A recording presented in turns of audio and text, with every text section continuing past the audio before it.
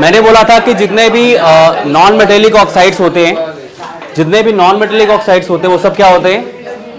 Acidic oxide बोले जाते हैं। ठीक है, जितने भी नॉन मेटेलिक ऑक्साइड होंगे वो सब क्या होंगे? एसिडिक।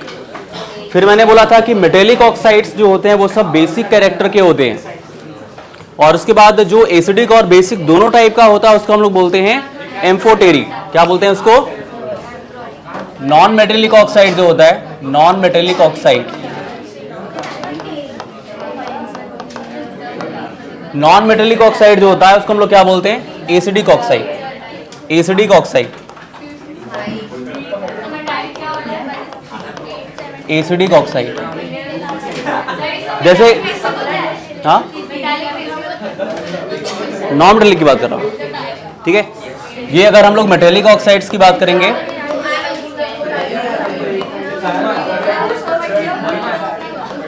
मेटेलिक ऑक्साइड क्या होगा? बेसिक कैरेक्टर ना, ये बेसिक ऑक्साइड होगा,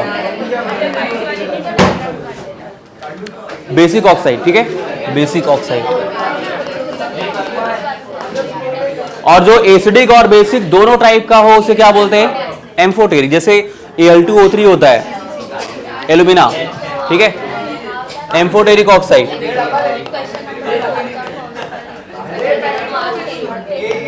amphoteric oxide, acidic as well as basic. Acid की क्या प्रॉपर्टी होती है? एसिड की प्रॉपर्टी क्या होती है? वो इलेक्ट्रॉन देना, वो तो ठीक है, इलेक्ट्रॉन देना फिर वो मेटल हो जाएगा। मेटल इलेक्ट्रॉन देता है, नॉन मेटल इलेक्ट्रॉन लेता है ना। एसिड की प्रॉपर्टी ये होती है कि वो हाइड्रोजन आयन देता है, H+। जैसे HCl, HNO3, H2SO4, HClO4, HClO3, H2CO3, CH3COOH, जितने भी एसिड होते हैं सब क्या होते हैं? H+ आयन देते हैं। और उसमें भी हम डिवाइड करेंगे तो आता है स्ट्रॉन्ग एसिड, स्ट्रॉन्ग मतलब वीक एसिड, स्ट्रॉन्ग एसिड। ठीक है, जो 100% डिसोसिएट हो जाता है उसे क्या बोलते हैं हम लोग? Strong acid. और जो बहुत कम डिसोसिएट हो पानी में उसको एक्वा सॉल्यूशन में डिसॉल्व किया जाए, जो कम डिसॉल्व हो उसको वीक एसिड बोलते हैं।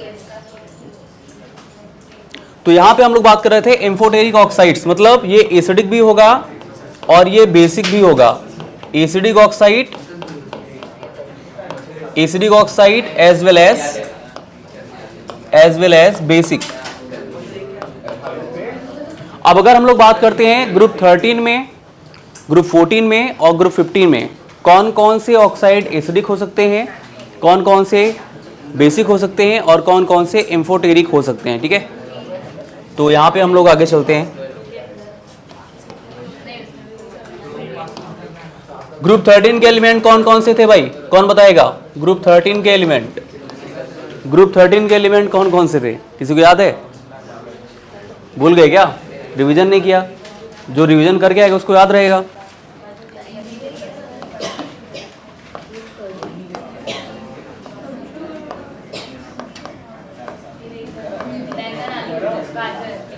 अगर तुमने निमोनिक्स भी याद किया होता तो भी एलिमेंट याद होता। अगर आपने निमोनिक्स पे भी ध्यान दिया होता तो एलिमेंट आपको याद रहता। बैगन, आलू, गाजर इन थैला, NH नहीं हम लोग कंसिडर कर रहे हैं, बट यहां पर अगर आप देखोगे तो दिया आएगा। तो यहां पर क्या होगा? इसके ऑक्साइड्स कौन कौन से होते हैं? ये सब O3 टाइप के ऑक्साइड बनाते हैं। कौन से? O3। क्या रीजन है? इनका जो ऑक्सीडेशन स्टेट होता है, इनका जो ऑक्सीडेशन स्टेट होगा वो +3 होता है, इसलिए यहां पर क्या बनाते हैं? Try oxide. ऑक्सीडेशन स्टेट किसको बोलते हैं? तुम बताओ क्या होता है ऑक्सीडेशन स्टेट? ऑक्सीडेशन स्टेट क्या होगा?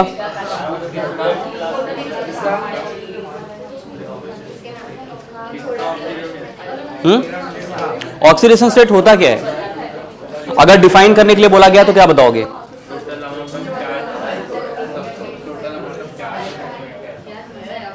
बोलो भाई, आप बताओ। अगर मुझे ऑक्सीडेशन स्टेट बोला गया तो मैं क्या बताऊंगा?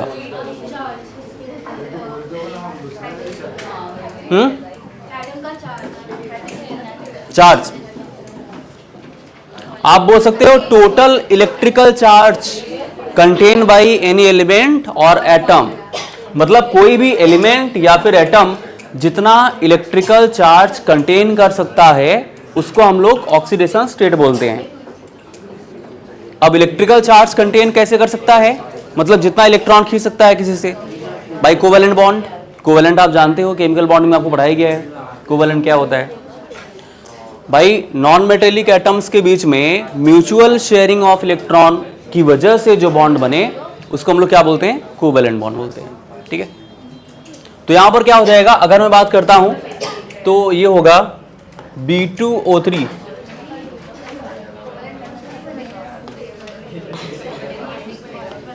ये क्या होगा Al2O3, ये क्या होगा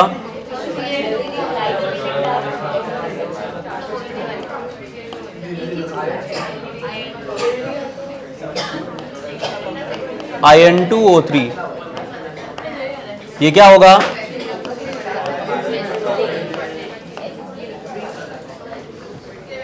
मतलब सब ट्राई ऑक्साइड बनाएगा। एलिमेंट रखो, वैलेंसीज का क्रॉस मल्टीप्लाई करो। ठीक है, अब यहां पर क्या होगा, अगर B2O3 पूछा जाए, B2O3 तो ये कैसा होता है, एसिडिक होता है। कैसा होता है, एसिडिक। कैसा ऑक्साइड, एसिडिक ऑक्साइड। क्यों, बोरॉन का इलेक्ट्रॉनिक कन्फिगरेशन क्या होता है, चलो तुम बताओ शौर्या, क्या होता है बोरॉन का एटॉमिक नंबर, ये बताओ पहले। एटॉमिक नंबर सबको याद हुआ कि नहीं हुआ, एटॉमिक नंबर याद हुआ सबको, कम से कम 30 आता है सबको। क्या होता है बोरॉन का, क्या होता है 5। कॉन्फ़िगरेशन क्या होगा तुम बोलो, हाँ सबशेल वाले फॉर्म में बताओ।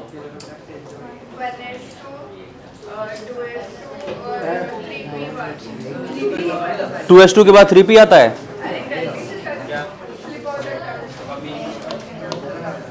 One S2 2s2 2p1। तो अगर आप आउटर मोस्ट देखोगे NS2 NP1, 2 और 1 कितना हो जाएगा, मैक्सिमम 3 ऑक्सीडेशन, वही हम लोग देख रहे हैं। तो ये एसिडिक होता है। अच्छा Al2O3 कैसा होता है, एम्फोटेरिक, अभी बात किया था एम्फोटेरिक।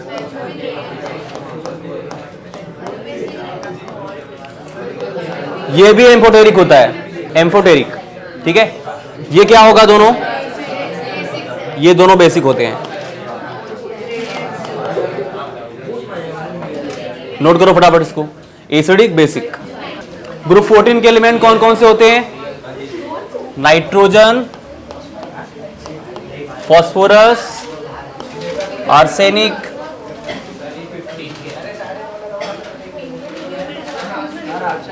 ओ सॉरी चलो 15 ही बना दो, क्या दिक्कत है।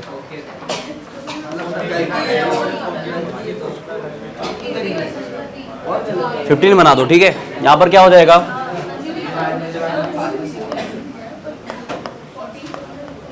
और ग्रुप 15 क्या होगा, 14।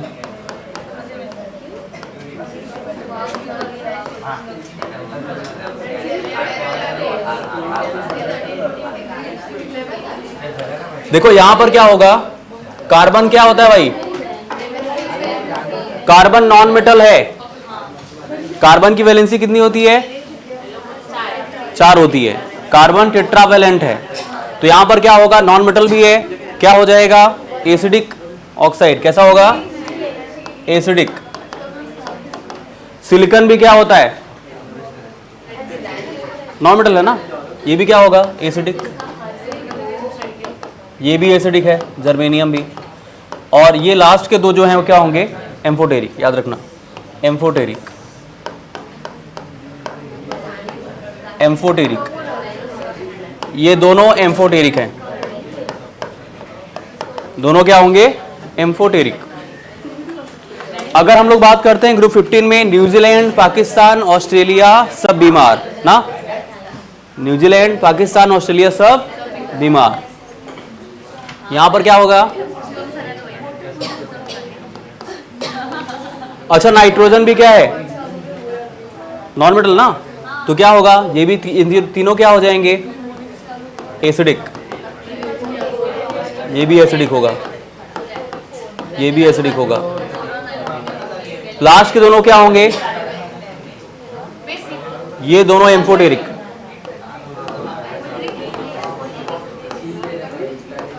एम्फोटेरिक।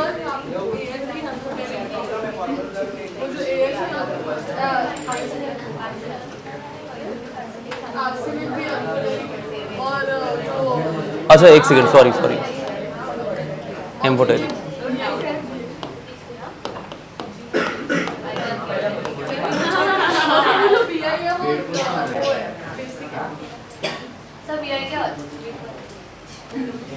बिस्मुथ नहीं जानते क्या?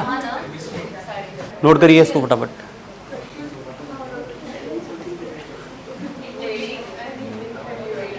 केमिकल बॉन्डिंग खत्म हो गया। सिलेबस ज्यादा पढ़ा रहे हैं क्या? सिलेबस ज्यादा पढ़ा रहे हैं क्या? Out of syllabus. Reaction with water,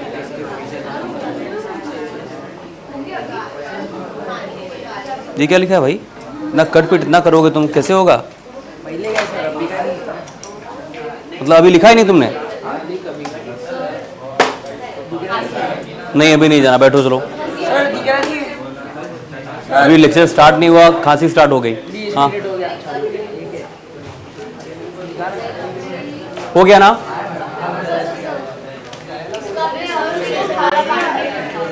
कौन सा? हाँ नोट कर लो ना, ऑक्साइड। ऑक्सीजन कनेक्ट कर दो, बस हो जाएगा। सब O2 लगाओ, carbon dioxide, silicon dioxide, O2 लगा दो सब में। और यहाँ पर हाँ हाँ सिर्फ O2। और यहाँ पर आप क्या करो? P2O5 N2O5 ऐसे करके O5 लगा दो। हाँ N2O5 होगा, P2O5 होगा, आर्सेनिक के साथ AS2O6 हो जाता है। आर्सेनिक के साथ लिख दो, चलेगा ना? क्या दिक्कत है?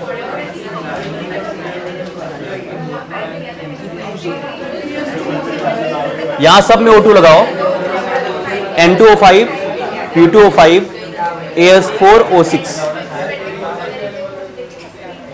and Bi2O3 and Sb2O3। अब उसके बाद रिएक्शन विद वाटर की बात करेंगे।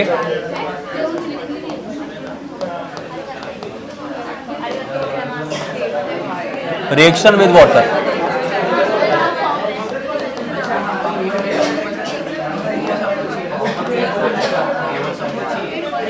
याद रखना, अगर कोई भी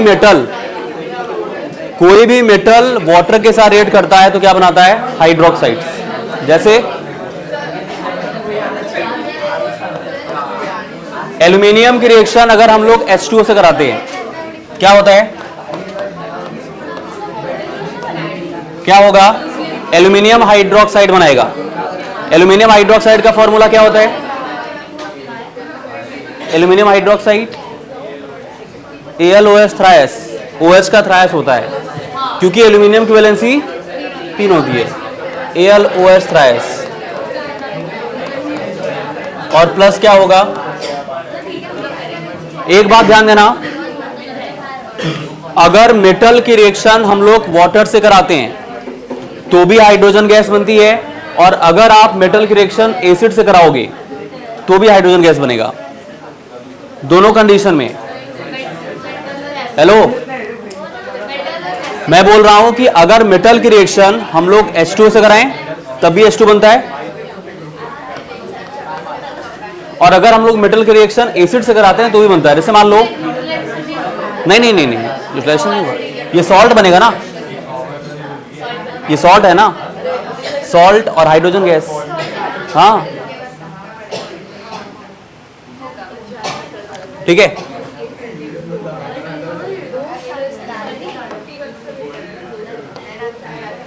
जैसे मैग्नीशियम की रिएक्शन आप HCl से कराते हो,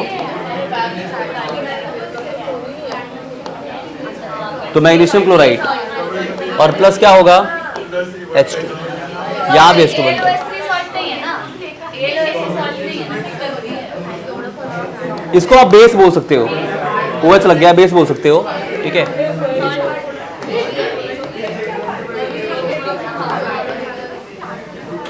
ठीक, तो एल्यूमिनियम की रिएक्शन अगर हम लोग H2O से कराते हैं तो यहां पर क्या बनता है, एल्यूमिनियम हाइड्रोक्साइड। अच्छा, बहुत सारे एलिमेंट होते हैं जो वाटर से अनअफेक्टेड है, मतलब रिएक्शन नहीं होती है। जैसे मान लो अगर मैं बोरॉन की बात करता हूं तो बोरॉन से कोई भी रिएक्शन नहीं होती, किसकी, वाटर की।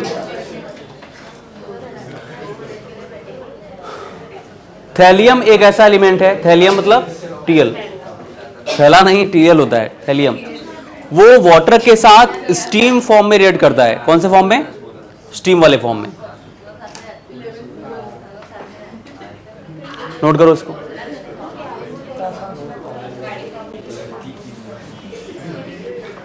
इसको बैलेंस करो जरा सब लोग, बैलेंस करके बताओ।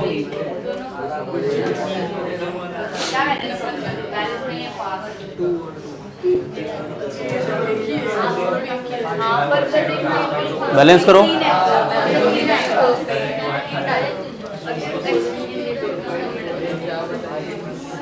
यहां पर एल्यूमिनियम कितने, 1, वहां पर कितने एल्यूमिनियम, 1।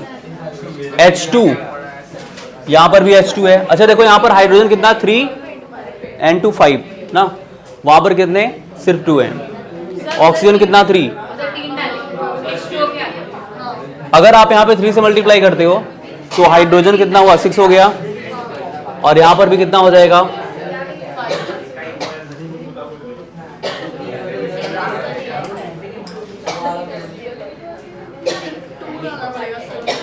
अगर आप यहां 2 से मल्टीप्लाई करो, 2 3 जा 6, 6 और 2 कितना होगा, 8 ना।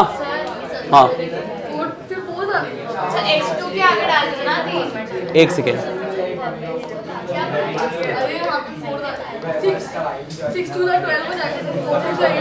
तो यहां पर वही बता रहा हूं, एक सेकेंड रुको।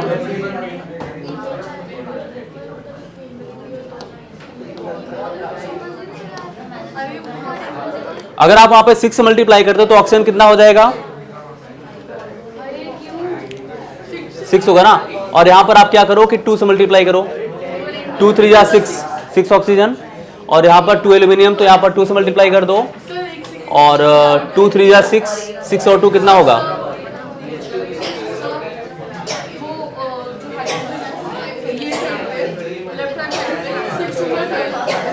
हाँ वही बता रहा हूं।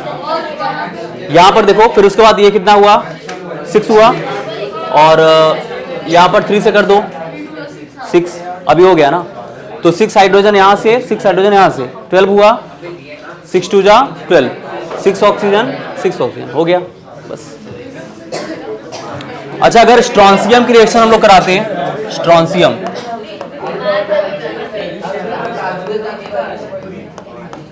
SnO2 प्लस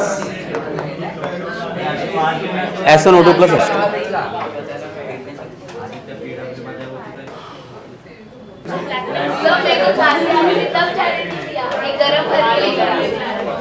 देखो ग्रुप 13 क्या होता है, ये सारे एलिमेंट्स हैलोजन से कनेक्ट होते हैं, यहां पर ट्राई हैलाइड्स बनाते हैं, ठीक है, एक्सेप्ट थैलियम। थैलियम को साइड में करके, हाँ अंदर नहीं आने दूंगा क्लास में।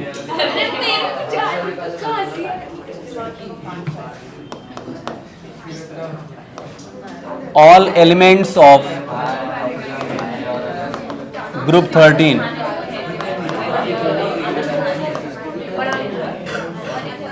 ट्राई हैलाइड,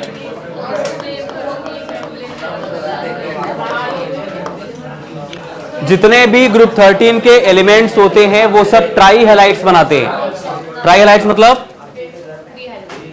3 हैलोजन के साथ कनेक्ट होते हैं। जैसे मान लो EX3, जैसे BCl3, AlCl3, इस तरह से, मतलब ट्राई हैलाइड्स बनाते हैं। हाँ हो सकता है, बिल्कुल हो सकता है। उसके बाद अगर मैं Tl की बात करता हूं, थैलियम, ये सिर्फ एक हैलोजन के साथ कनेक्ट होता है, ये एक्सेप्शन है, इसको याद रखना।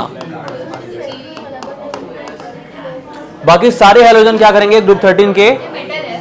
कौन सा? हाँ, प्लस चार्ज होता है ना, तो यहां पर क्या होगा? माइनस थोड़ी होगा भाई, हैलोजन है। हैलोजन के साथ कनेक्ट हुआ मतलब मेटल ही है, मेटल है। हाँ, प्लस माइनस, ठीक है। तो यहां पर क्या होगा? ट्राई हैलाइड्स बनाएगा, इसको याद रखना। हैलोजन्स कितने होते हैं? हैलोजन्स कितने होते हैं बोलो? हैलोजन्स कितने होते हैं? Fluorine, chlorine, bromine, iodine. एक एस्टेटाइन भी होता है, बट वो अंडर रिसर्च है, उसको केमिस्ट्री में यूज नहीं करते। मतलब फ्लोरीन, क्लोरीन, ब्रोमीन, आयोडीन और एक एस्टेटाइन भी होता है, बट वो केमिस्ट्री में यूज नहीं होता, मतलब अभी रिसर्च में है वो, मतलब उसको यूज नहीं करते हम लोग, ठीक है। तो ये सब क्या होते हैं? इनका ऑक्सीडेशन स्टेट कितना होता है? फ्लोरीन, क्लोरीन, ब्रोमीन, आयोडीन का बोलो, तुम बताओ oxidation state of halogens. Oxidation state of halogens.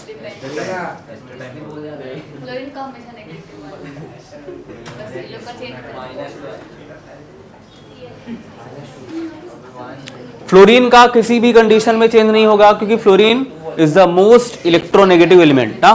तो फ्लोरीन का क्या होता है? -1। क्लोरीन, ब्रोमीन, आयोडीन का चेंज हो सकता है, मतलब इनका भी -1 होता है, बट चेंज हो जाता है। क्यों? जब इनसे ज्यादा इलेक्ट्रोनेगेटिव एलिमेंट अगर आ गया, जैसे मान लो ऑक्सीजन आ गया, तो ऑक्सीजन क्या होता है? Second most electronegative element. तो ऑक्सीजन इनसे इलेक्ट्रॉन खींच लेता है, इसलिए इन पर +1 चार्ज हो सकता है। बट फ्लोरीन से कोई भी कनेक्ट हो जाए, इसका ऑक्सीडेशन नंबर चेंज नहीं होगा, याद रखना। नोट करो फटाफट इसको। हो गया? आपको एक बात बता रहा हूं, इनर्ट पेयर इफेक्ट, शायद आपने नहीं सुना हो। Inert pair effect, inert pair effect क्या होता है उसकी बात करते हैं हम लोग। हो गया? लाइट क्यों आ रही? तुम ऐसे बैठते हो क्या क्लास में? अच्छा, पिछली क्लास तुम पीछे बैठे थे ना, आज आगे बैठे हो।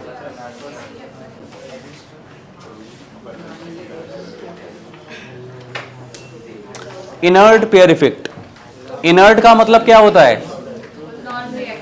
नॉन रिएक्टिव, जो रिएक्ट ही ना करे, अनस्टेबल होता है। हाँ हाँ, मतलब रिएक्टिव नहीं है, इसका मतलब स्टेबल है, मतलब रिएक्ट नहीं करता, ये कहने का मतलब है। नोट किया? ठीक है, आगे चलते हैं। यहां पे देखो, एक बात ध्यान देना, ग्रुप 14 के जितने भी एलिमेंट होते हैं, ग्रुप 14, ठीक है,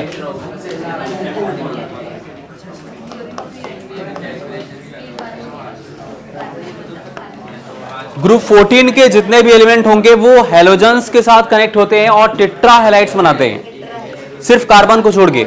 मतलब कार्बन डायरेक्टली कनेक्ट नहीं होता हैलोजन से, तो वो टेट्रा हैलाइड्स नहीं बनाता, ठीक है। ऑल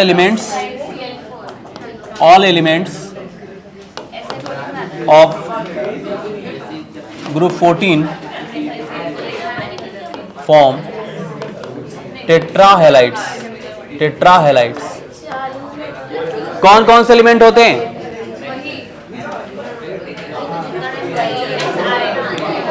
काशी गए संत प्रभु, याद है ना? काशी गए संत प्रभु,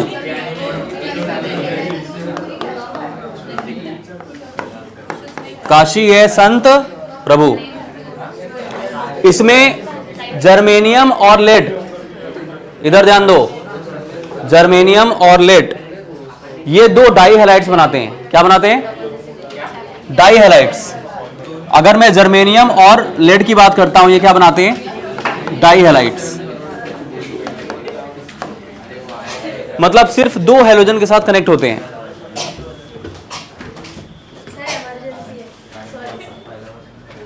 दो हैलोजन के साथ कनेक्ट होंगे, ठीक है। यहां पर क्या होगा?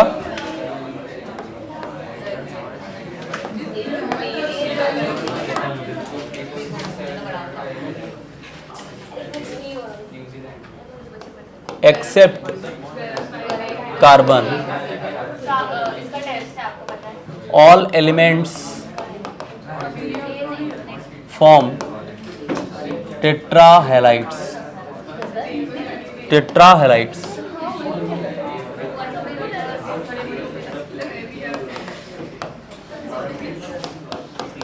Germanium and lead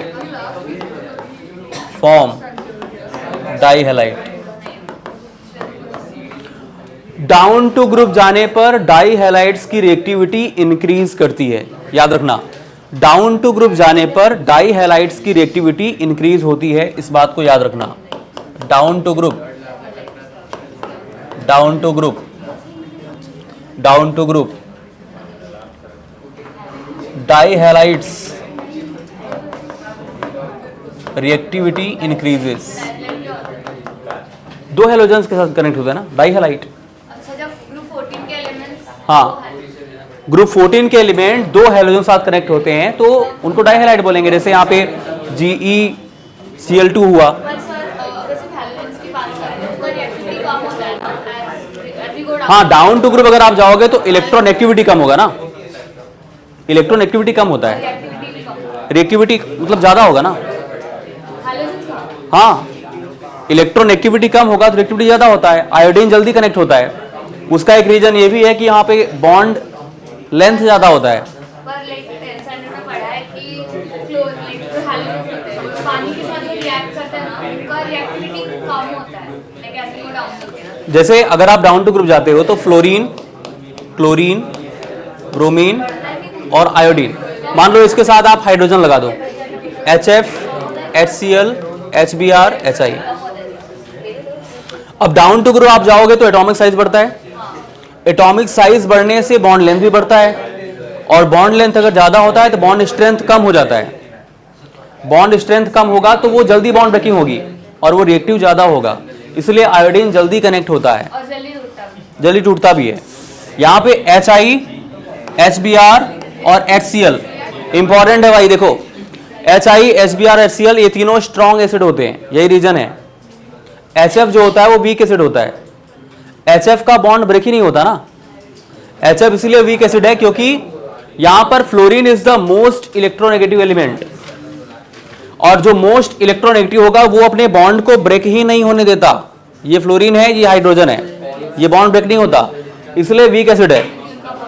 और डाउन टू ग्रुप जाओगे तो बॉन्ड लेंथ बढ़ती जाती है एटॉमिक साइज बढ़ने की वजह से. HI स्ट्रॉन्ग एसिड है.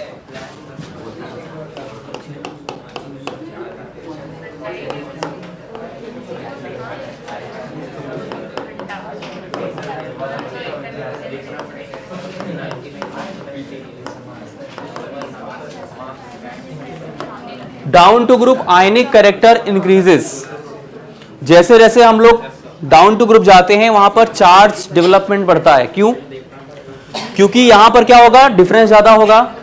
किसमें डिफरेंस होगा भाई? HF में डिफरेंस तो बहुत कम होगा ना. समझो इस बात को. कोई भी कंपाउंड अपने चार्ज में डिसोसिएट कब होता है, ब्रेक कब होगा? जब उसकी बॉन्ड स्ट्रेंथ कम होगी. अगर बॉन्ड स्ट्रेंथ काफी ज्यादा है तो यहां पर क्या होगा, वहां पर चार्ज डेवलपमेंट क्या होगा, बहुत कम होगा. समझ रहे हो मेरी बात को? जैसे फ्लोरीन है, फ्लोरीन अपने बॉन्ड्स ब्रेक नहीं करता, तो फ्लोरीन अगर बॉन्ड ब्रेक ही नहीं करेगा तो प्लस माइनस बनेगा ही नहीं. सिंपल सी बात है. जिसकी बॉन्ड स्ट्रेंथ कम होगी वो चार्ज जनरेट करेगा ना. H+I minus, H+Br minus, H+Cl minus. तो डाउन टू ग्रुप अगर हम लोग जाते हैं तो आयनिक कैरेक्टर बढ़ता है. वही बोल रहा है, क्योंकि सबसे ऊपर तो HF है, फ्लोरीन बॉन्ड ब्रेक नहीं करता, इसलिए चार्ज डेवलपमेंट नहीं होगा. डाउन टू ग्रुप जाओगे तो चार्ज बनना स्टार्ट हो जाएगा, क्योंकि ये सब वीक होते हैं ना. मतलब उतना इनका, वैसे तो स्ट्रॉन्ग एसिड है बट इनका बॉन्ड उसके जैसे स्ट्रॉन्ग नहीं होता, तो बॉन्ड ब्रेक हो जाता है. पानी में आप किसी चीज को घोलते हो तो वो घुलता क्यों है? क्योंकि उसके चार्ज डिसोसिएट हो रहे हैं. समझ रहे हो ना? Plus minus, plus minus. Sodium chloride, सुनो पहले, सोडियम क्लोराइड पानी में डिसॉल्व क्यों हो रहा है? ना ना ना ना ना, उसमें आपने स्टेट्स ऑफ मैटर में भी पढ़ा है. आयन डाइपोल इंटरेक्शन पढ़ा था ना.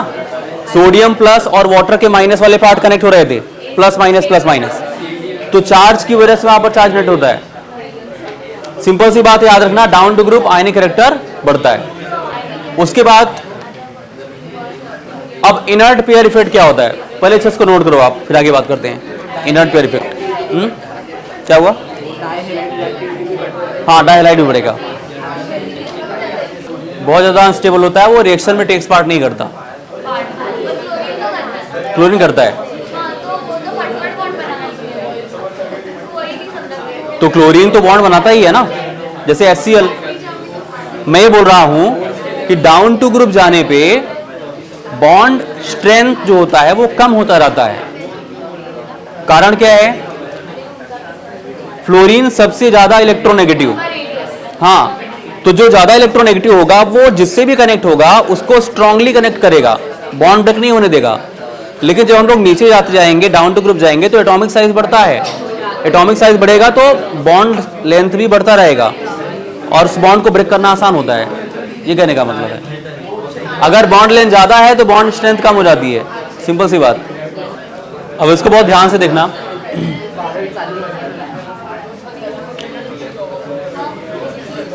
यहां पर क्या होता है कि न्यूक्लियस का शेल के इलेक्ट्रॉनों पर एक अट्रैक्शन लगता है। मेरी बात ध्यान से सुनो।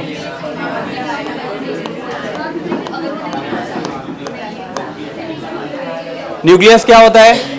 पॉजिटिवली चार्ज्ड, ठीक है। ये इलेक्ट्रॉन्स को खींचता है, मतलब इसका जो अट्रैक्शन फोर्स होता है वो हर ऑर्बिट के इलेक्ट्रॉन्स पे होता है। लेकिन होगा क्या, बाहर वाले ऑर्बिट के जो इलेक्ट्रॉन होते हैं उनको अंदर वाले इलेक्ट्रॉन रिपेल करते हैं। मतलब अट्रैक्शन फोर्स तो सब पे लगेगा भाई। प्लस चार्ज क्या करेगा, माइनस चार्ज को अट्रैक्ट करता है। तो प्लस चार्ज क्या होता है, इन इलेक्ट्रॉन्स को अपनी तरफ खींचता है। अंदर के इलेक्ट्रॉन्स इसको रिपेल करते हैं। मतलब जो बाहर के इलेक्ट्रॉन है, बाहर के इलेक्ट्रॉन, हाँ, बाहर के इलेक्ट्रॉन को शील्डिंग इफेक्ट, बाहर के इलेक्ट्रॉन अंदर नहीं आ सकते। रीजन क्या है, अंदर के इलेक्ट्रॉन को क्या करेंगे, रिपेल करते हैं। होगा क्या, अब F का जो शील्डिंग इफेक्ट होता है ना वो बहुत वीक होता है। F जो होता है इसका शील्डिंग इफेक्ट क्या होता है, वीक होता है, weak shielding effect. Shielding effect क्या होता है, शील्डिंग इफेक्ट क्या होता है,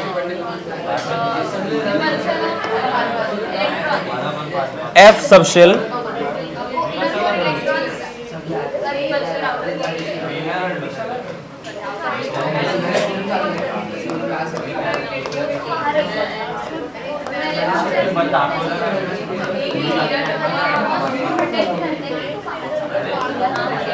इनकैपेबल बोल सकते हो। मतलब F सबसेल जो है वो बाहर के इलेक्ट्रॉन्स को न्यूक्लियस तक अट्रैक्ट होने से रोक नहीं सकता। शील्ड इफेक्ट का मतलब ये होता है कि बाहर के इलेक्ट्रॉन बहुत आसानी से कनेक्ट हो जाएंगे। समझो इस बात को।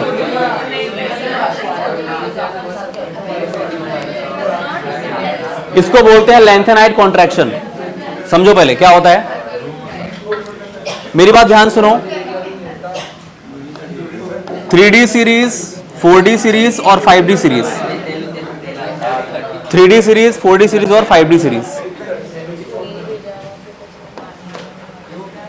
आप ये जानते हो कि डाउन टू ग्रुप जाने पे एटॉमिक साइज बढ़ता है, ठीक है। 3D टू 4D जाते हैं तो एटॉमिक साइज क्या होता है, बढ़ता है। और 4D टू 5D जाते हैं तो एटॉमिक साइज सेम हो जाता है। उसका रीजन क्या है, हाँ, incapable. F subshell does not cover nucleus.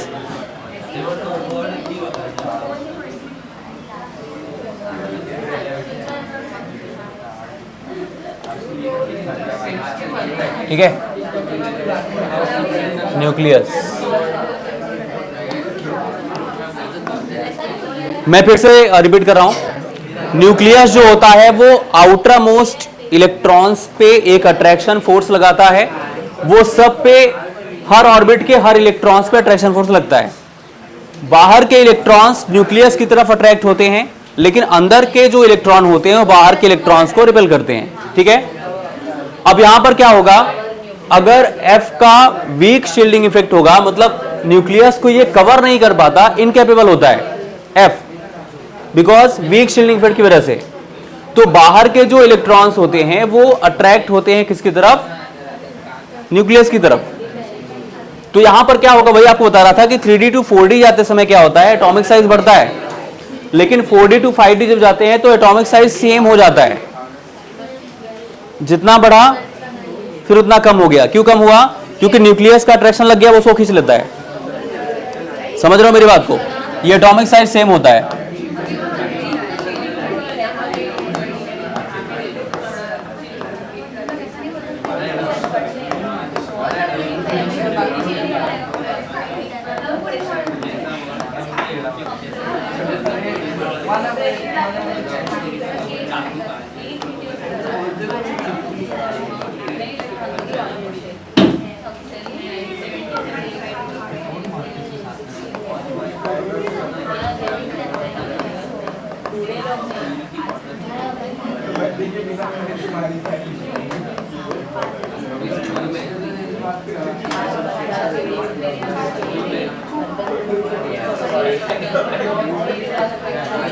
क्या बताया गया,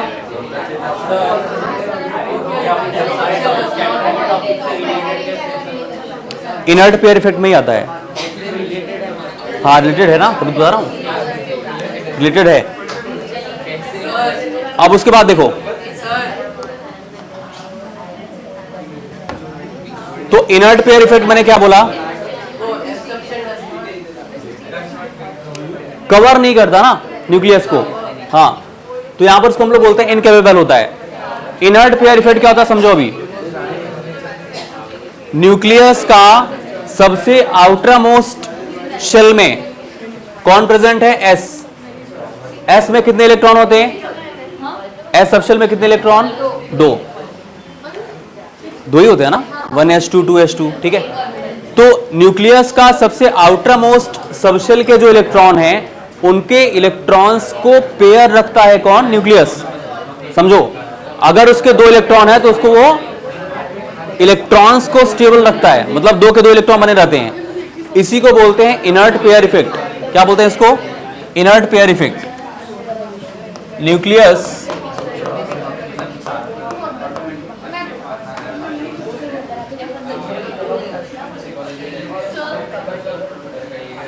हाँ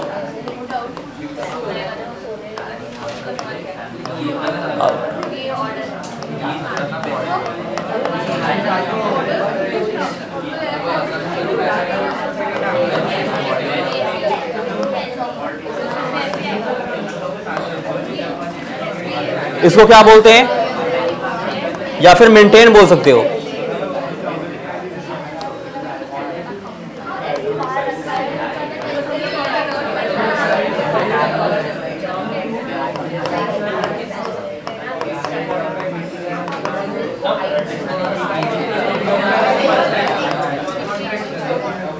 हाँ बोलो, क्या बोल रहे थे, हो गया, नोट करो भाई इसको।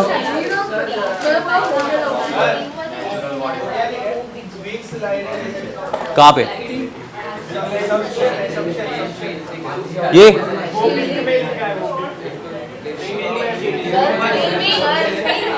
ये atomic size same due to length and height contraction.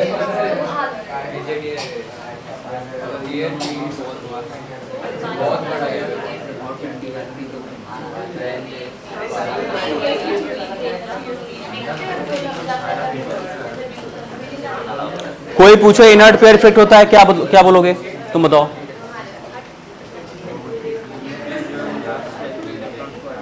Inert pair effect क्या होता है,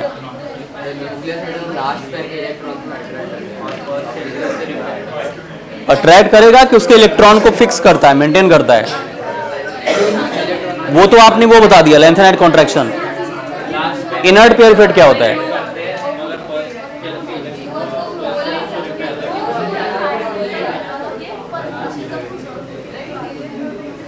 लेंथ एंड हाइट कॉन्ट्रैक्शन में होता है कि न्यूक्लियस इलेक्ट्रॉन्स को खींचता है, ऑर्बिट के, जिसकी वजह से साइज कम हो जाती है, वो लेंथ एंड कॉन्ट्रैक्शन है। यहां पर क्या होता है कि न्यूक्लियस सबसे आउटर मोस्ट ऑर्बिट के इलेक्ट्रॉन को फिक्स रखता है, एस वाले, उसी को बोलता है inert pair effect. Inert pair effect क्या समझाया बोलो, बात करिए क्या समझेगा, तुम बताओ, तुम दोनों बताओ इनर्ट पेयर इफेक्ट क्या होता है। आशी तिवारी एंड यू, इसके बगल में, आशी के बगल में। इनर्ट पेयर इफेक्ट क्या समझा,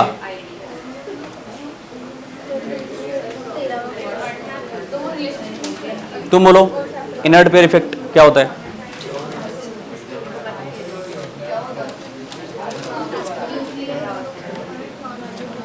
तुम बताओ इनर्ट पेयर इफेक्ट, पहले बताओ फिर लिखो।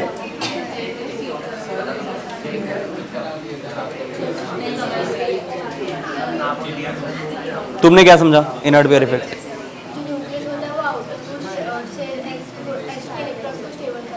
Very good.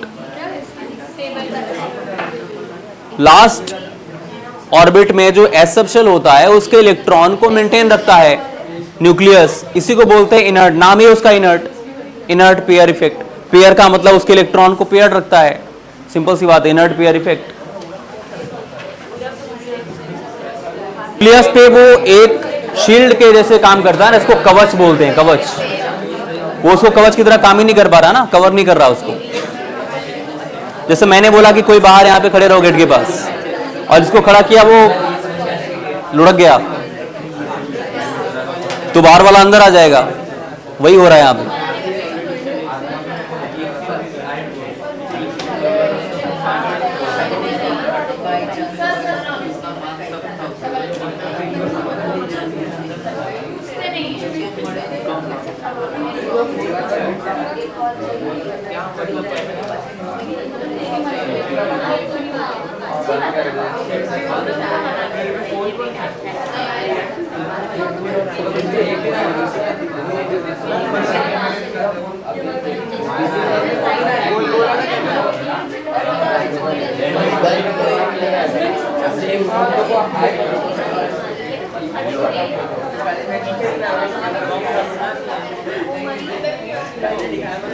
हो गया।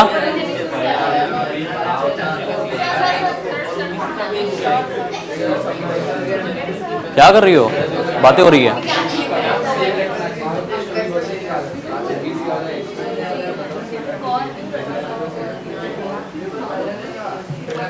सॉल्ट ब्रिज में हम लोग कौन सा कंपाउंड यूज कर सकते हैं, सॉल्ट ब्रिज में कौन कौन सा कंपाउंड। हाँ सॉल्ट ब्रिज,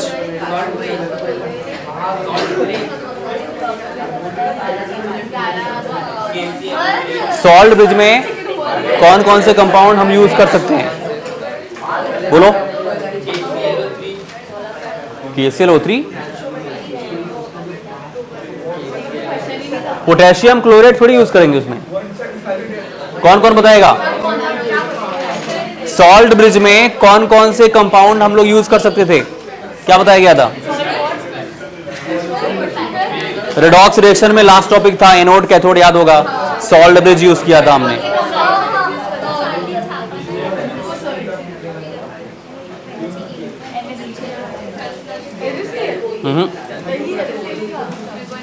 NaCl नहीं होता है,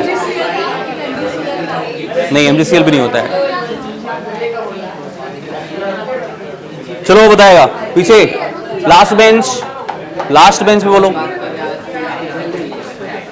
रेडॉक्स रिएक्शन में आपको बताया गया था इलेक्ट्रोकेमिकल सेल, उसमें यूज होता है एक सॉल्ट ब्रिज, उसमें कौन कौन से कंपाउंड यूज होते हैं वो आपको बताना है।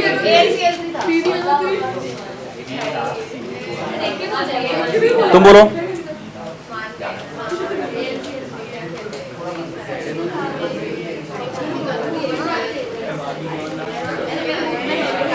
किसी को याद है। अरे भाई KCl था, पोटेशियम क्लोराइड, अमोनियम नाइट्रेट और एक और था KNO3।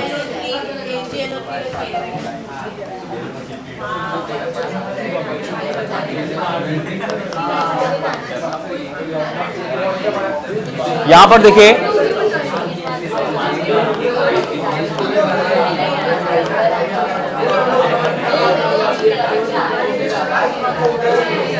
ग्रुप 15 के जो एलिमेंट्स होते हैं वो ट्राई हैलाइड्स फॉर्म करते हैं। ट्राई हैलाइड्स और पेंटा हैलाइड्स, दो टाइप के हैलाइड्स बनाते हैं, ठीक है।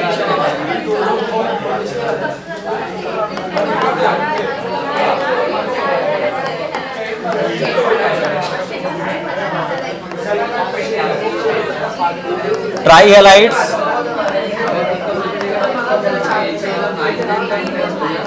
EX3 एंड पेंटा हैलाइड्स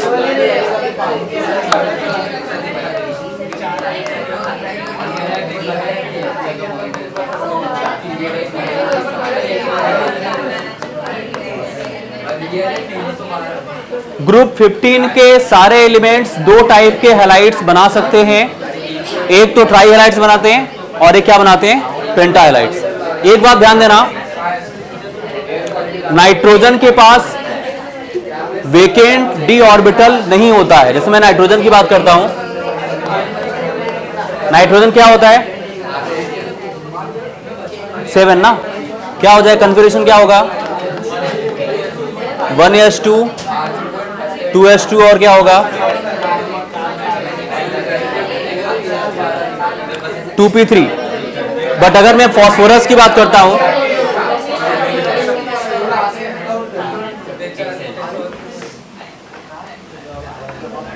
खड़े हो जाओ,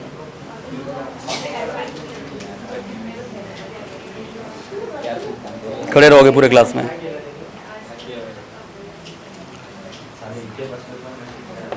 one S to 2s2 2p3, ठीक है।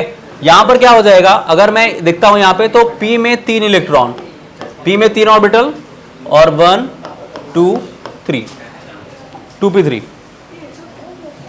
अगर मैं फास्फोरस की बात करता हूं, आपको डीजनरेट ऑर्बिटल्स बताया गया था। डीजनरेट ऑर्बिटल क्या होते हैं कि ऐसे ऑर्बिटल्स जिनकी एनर्जी या तो सेम हो या फिर नियरली सेम हो, मतलब अप्रॉक्स सेम हो, तो उसको हम लोग बोलते हैं degenerate orbitals, px py pz। जैसे dxy dyz dzx, हालांकि उसमें अलग अलग लिगेंड्स मेटल के पास आता है तो मतलब अलग अलग एनर्जी होती है उसकी, बट यहां पर px py pz ये सब डीजनरेट बोले जाते हैं, डीजनरेट ऑर्बिटल्स। Degenerate orbitals. अगर मैं फास्फोरस की बात करता हूं, 15 होता है ना, कॉन्फ़िगरेशन क्या होगा 1s2 1s2 2s2 p6 3s2 3p3। एक क्वेश्चन यहां पूछा गया है कि नाइट्रोजन जो है वो ट्राई हैलाइड्स नहीं बना सकता, पेंटा हैलाइड्स NCl5, लेकिन अगर हम लोग फास्फोरस की बात करें तो फास्फोरस पेंटा हैलाइड बना सकता है। क्या रीजन है? अगर मैं बात करूं NCl5 की तो NCl5 एग्जिस्ट नहीं करता, लेकिन PCl5 जो होता है ना, PCl5 ये एग्जिस्ट करता है। What is reason? इसके पास ये अपने जो वेकेंट डी ऑर्बिटल होते हैं उसको मैक्सिमम यूज कर सकता है। कौन? फास्फोरस। क्योंकि फास्फोरस की अगर आप बात करोगे तो यहां पर क्या होगा 1s 2s 2p 3s 3p, फिर 4s आएगा, फिर 3d आएगा, मतलब ये d के बहुत पास में है। कौन? फास्फोरस। लेकिन अगर मैं नाइट्रोजन की बात करता हूं तो वो अपने जो वेकेंट डी ऑर्बिटल होते हैं उसको मैक्सिमम वो यूज नहीं कर सकता, क्योंकि उसके पास अवेलेबिलिटी नहीं होती ना। नाइट्रोजन का 7 ही होता है ना, मतलब वो डी ऑर्बिटल के पास में नहीं है, वो बहुत टाइम लगेगा उसको वहां तक पहुंचने में। बट अगर हम लोग यहाँ पर फास्फोरस की बात करेंगे तो यहाँ पर क्या आएगा 3p 4s और फिर कौन आएगा 3d। तो ये अपने 3d यूज करता है फास्फोरस, जिसकी वजह से ये PCl5 बना सकता है। हाँ बोलो।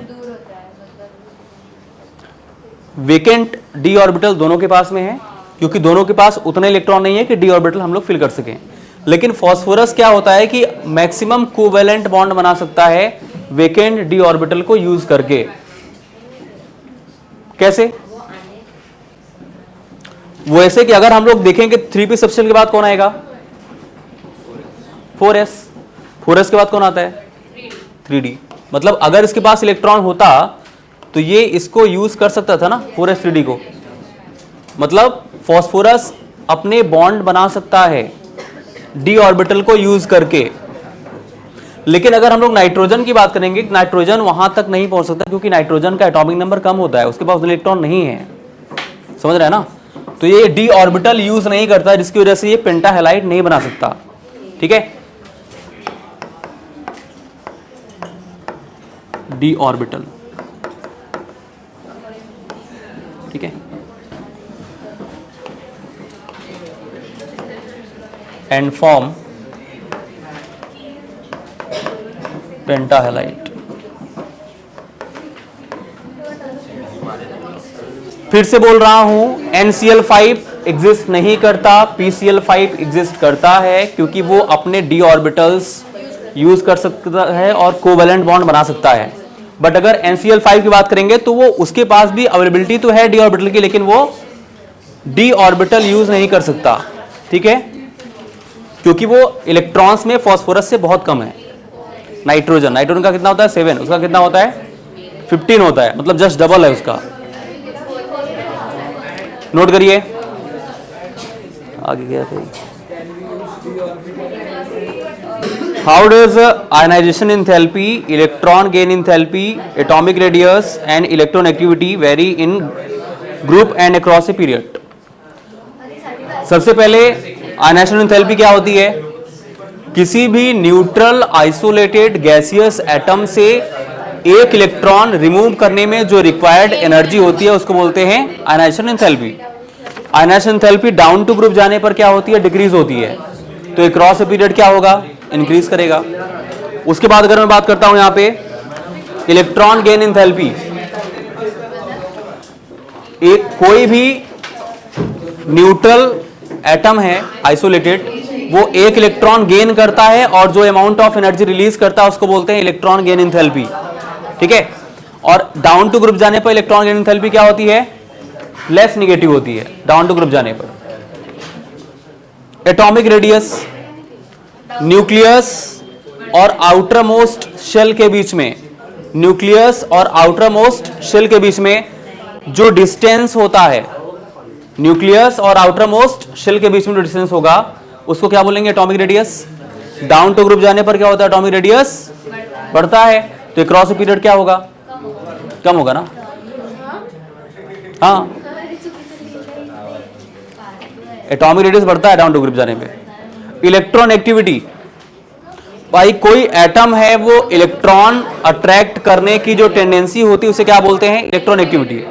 तो डाउन टू ग्रुप जाने पर इलेक्ट्रॉन एक्टिविटी क्या होती है, कम होती है। Fluorine, chlorine, bromine, iodine. तो क्रॉस पीरियड क्या होगा, बढ़ता है। सिंपल सी बात।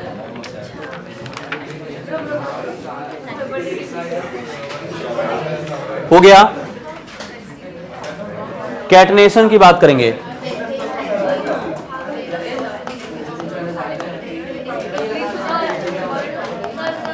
हाँ, एक सेकेंड देखिए, देखो कैटनेशन की हम लोग बात करते हैं। मैं देख रहा हूं, अभी देख रहा हूं। कैटनेशन क्या होता है, कोई भी एटम या फिर एलिमेंट का खुद के साथ जो कनेक्टिविटी होता है एक कोवेलेंट बॉन्ड के थ्रू, या फिर आप ऐसे बोल सकते हो लिंकेज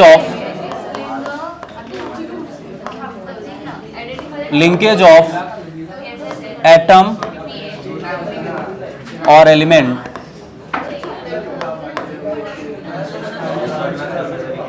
बाय अ कोवेलेंट बॉन्ड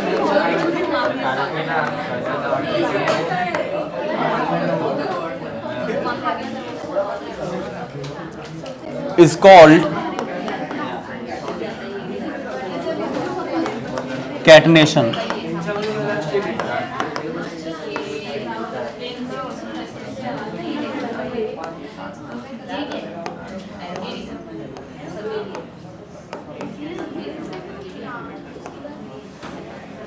कैटनेशन का ये ऑर्डर है,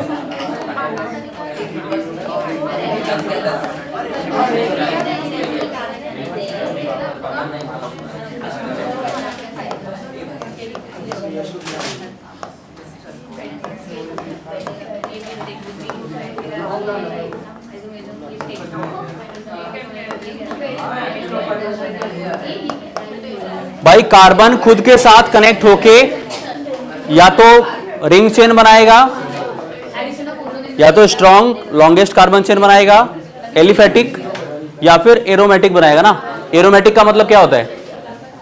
एरोमेटिक का मतलब क्या होगा? इसमें बेंजीन के property planar cyclic planar cyclic हो, प्लेनर हो साइक्लिक हो, मतलब sp2 हाइब्रिडाइज्ड उसकी properties should be like benzene. Planar. हाँ मतलब बेंजीन एरोमेटिक है, बट बेंजीन ही एरोमेटिक होता है ऐसा नहीं है। उसकी ऐसी प्रॉपर्टी हाँ उसकी जैसी प्रॉपर्टी है।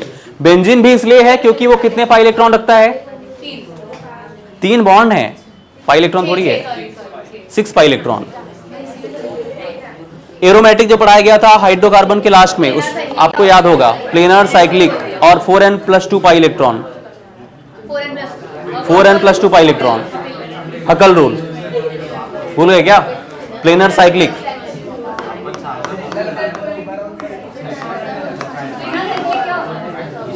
प्लेनर का मतलब होता है अगर कोई बेंजीन रिंग है, बेंजीन रिंग है तो यहां पर क्या होगा भाई? कार्बन कितने बॉन्ड बनाता है? 4 सिग्मा बॉन्ड होंगे तो क्या होगा? sp3। 4 सिग्मा होगा, सिग्मा प्लस लोन पेयर का सम 4 होता है तो क्या होता है?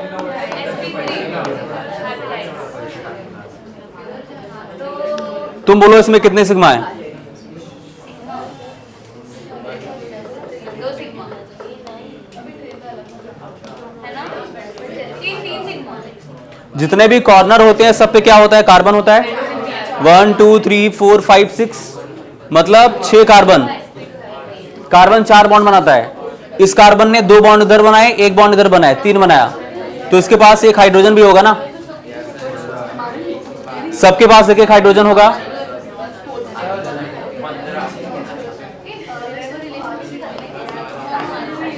Sigma benzene.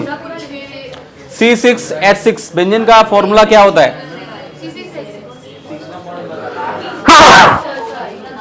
सॉरी सर आप ना 10 o'clock को ये थोड़ा करा दोगे? करा दूंगा, कि यही आता है पेपर में, फिर इसमें तो पूरा आएगा। डोंट वरी, करवा देता हूँ, ठीक है। तो बाकी लोग उसके बाद देखो मैं ये बोल रहा था, प्लेनर साइक्लिक का मतलब क्या होता है कि अगर कोई भी कार्बन sp2 हाइब्रिडाइज्ड है, sp2 इसका ट्रिग्नोमेट्री है, सॉरी मतलब ट्रिग्नोमेट्री मैथ्स थोड़ी आ गया यहाँ पे। sp2 हाइब्रिडाइज्ड जैसे क्या बोलेंगे? प्लेनर। और साइक्लिक मतलब कोई एटम है जहां से स्टार्ट किया आपने, इनिशियल पॉइंट, फाइनल पॉइंट भी वही है, साइक्लिक बोलेंगे। अच्छा मेरी बात ध्यान से सुनो, अगर मैं बॉन्ड लेंथ की बात करता हूं तो कार्बन का बॉन्ड लेंथ क्या होता है? सबसे ज्यादा होता है कार्बन का, सबसे ज्यादा, उसके बाद सिलिकॉन का, उसके बाद जर्मेनियम का और फिर टिन का।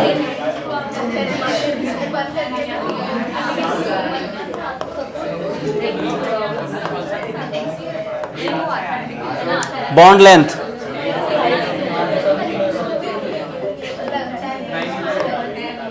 (297) दे रखा है यहाँ पे, अगर बॉन्ड एंथैल्पी की बात करते हैं। बॉन्ड एंथैल्पी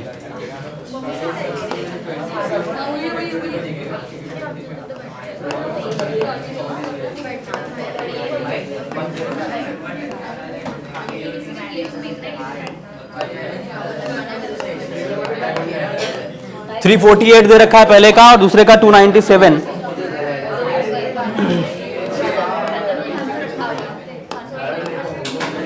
इसका मतलब क्या हुआ? इसका मतलब क्या हुआ भाई? देखो कार्बन कार्बन का जो बॉन्ड लेंथ है,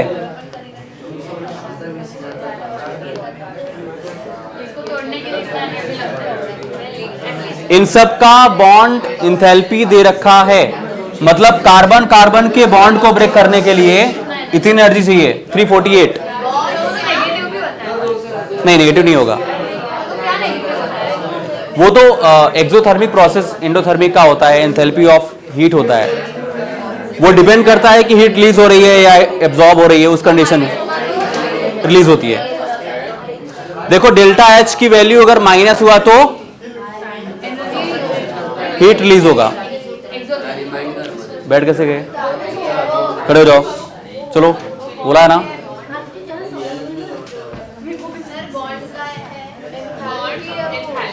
बॉन्ड इंथैल्पी का मतलब यह है कि अगर आपको कार्बन कार्बन बॉन्ड को ब्रेक करना है तो सबसे ज्यादा एनर्जी देनी पड़ेगी। उसका रीजन क्या है? ऐसा क्यों बोल रहा है वो? क्यों नहीं ब्रेक होगा? क्या रीजन है? उसने 348 किलो जूल क्यों दे रखा है? सबसे ज्यादा है उसका बॉन्ड इंथैल्पी। वही समझा रहा हूं। कार्बन सबसे ऊपर आता है ना, कार्बन ग्रुप 13 का पहला एलिमेंट है, और डाउन टू ग्रुप जाते हैं तो क्या होता है? एटॉमिक रेडियस बढ़ता है। एटॉमिक रेडियस बढ़ने से बॉन्ड लेंथ बढ़ती है, और बॉन्ड लेंथ ज्यादा होगा तो बॉन्ड स्ट्रेंथ कम हो जाएगा। इसका बॉन्ड स्ट्रेंथ सबसे ज्यादा है क्योंकि बॉन्ड लेंथ कम है इसका। नोट करो फटाफट।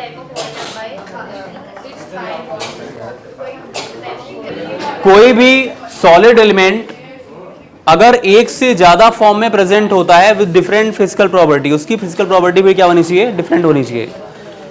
जैसे मेल्टिंग पॉइंट हो गया, डेंसिटी हो गया, कलर हो गया, कलर ले सकते हो आप, ठीक है। तो जैसे कार्बन है, कार्बन क्या होता है? कार्बन का एलोट्रॉप क्या होता है? हाँ, अगर आप कार्बन की बात करते हो तो कार्बन का क्या होता है? डायमंड होगा, फुलेरिन बोलते हैं उसको। डायमंड है, ग्रेफाइट है, ठीक है। और क्या होता है यहां पर? क्या होगा? फुलेरिन बोलते हैं, ठीक है, फुलेरिन, ठीक। अगर हम लोग डायमंड की बात करेंगे,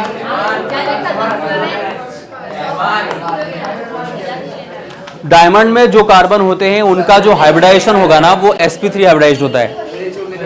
sp3 हाइब्रिडाइजेशन का मतलब, हाइब्रिडाइजेशन का मतलब बताओ, चलो तुम बोलो।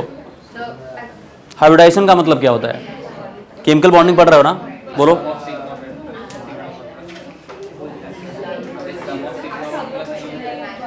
वो तो फाइंड करने का तरीका आपने बता दिया। हाइब्रिडाइजेशन है क्या? क्यों मिक्स कर रहे हैं? सॉरी,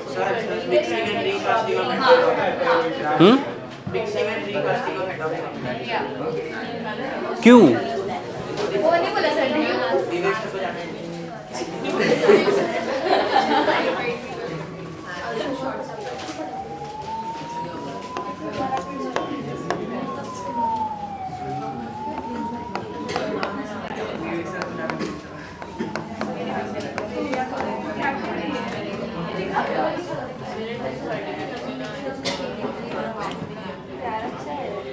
हुआ क्या कि कार्बन से चारों जो बॉन्ड है वो आइडेंटिकल बोले गए। मेरी बात ध्यान से सुनो। CH4 किसका फॉर्मूला होता है? मीथेन का। कार्बन और हाइड्रोजन के चारों बॉन्ड क्या होते हैं? आइडेंटिकल। लेकिन अगर आप ओवरलैपिंग कराओगे तो अलग अलग ऑर्बिटल्स ओवरलैप करते हैं। कार्बन का P इसका S होता है, हाइड्रोजन का 1s होता है ना, 1sp। तो इन्होंने बोला कि भाई अगर अलग अलग ऑर्बिटल ओवरलैप कर रहे हैं तो बॉन्ड एक जैसा क्यों हो सकता है? बॉन्ड डिफरेंट होना चाहिए। इसी कॉन्सेप्ट को बताने के लिए सभी ऑर्बिटल को उन्होंने पहले मिक्स किया। जैसे दो डिफरेंट टाइप के लड्डू हैं, उनको आप क्या करो? फोड़ के मिक्स करो, डिफरेंट टाइप के। तो जब मिक्स करोगे तो दोनों के कैरेक्टर दोनों में होंगे, ऐसा होता है ना। इसी को बोलते हैं हाइब्रिडाइजेशन। क्या समझा आप लोगों ने? मैंने क्या बोला? मैंने नहीं सुना, मुझे कुछ बोल रहा था। क्या समझा? हाइब्रिडाइजेशन की जरूरत क्यों पड़ी? CH4 कार्बन और हाइड्रोजन के चारों बॉन्ड आइडेंटिकल होते हैं, बट यहां पर ओवरलैपिंग अलग अलग ऑर्बिटल से हो रही है। गधे बहुत पीटूंगा अभी। कितना इंपॉर्टेंट कॉन्सेप्ट चल रहा है यार, तुम बकवास कर रहे हो।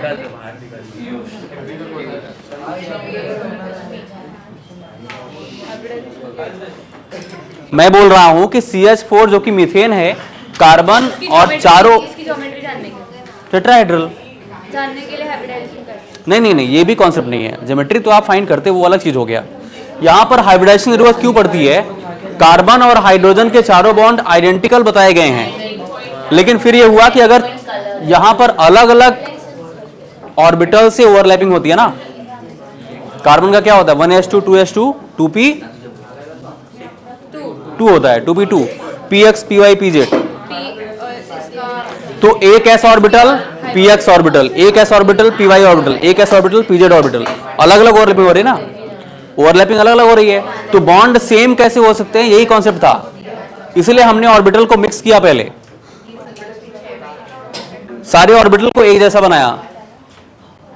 ऑर्बिटल की मिक्सिंग ही हाइब्रिडाइजेशन होती है, सारे बॉन्ड को सेम बनाने के लिए। ये रीजन था। जैसे मान लो दो टाइप के लड्डू हैं, दोनों को आप फोड़ दो और फिर दोनों को मिला दो और फिर उतने ही साइज से दोनों लड्डू बना दो, तो दोनों में क्या एक ही कैरेक्टर होंगे? नहीं, दोनों में दोनों के कैरेक्टर होंगे। इसी को बोलते हैं हाइब्रिडाइजेशन।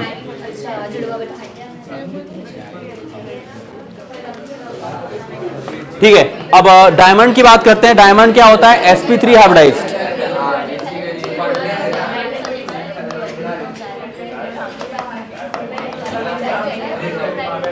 कैसा होता है? sp3 hybridised. और इसका बॉन्ड लेंथ क्या होता है? डायमंड में कार्बन कार्बन के बीच में उसका जो बॉन्ड लेंथ होगा कैसा होगा? 154 पिकोमीटर।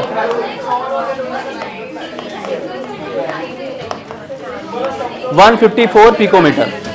नोट करो इसको, नोट करिए, नोट करना जरा। हो गया ना? बहुत स्लो टाइप नोट करते हैं। आपका पहला जो सीटी का PYQ केमिस्ट्री का होगा, आप रिवीजन करके आना, हाइड्रोकार्बन का होगा पहला। अरे हाई वेटेज का चैप्टर है। उसके पहले वाला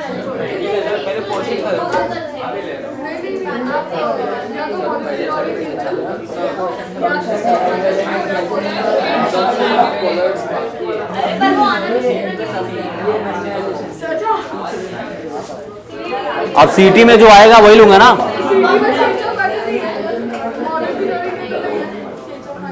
रहेगा, लेकिन बहुत कम वेटेज है उसका। चलो ठीक है, बताऊंगा आपको।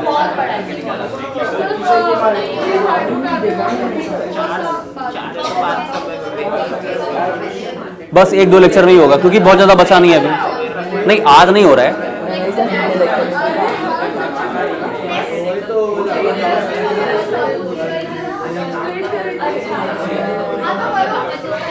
खत्म होने के बाद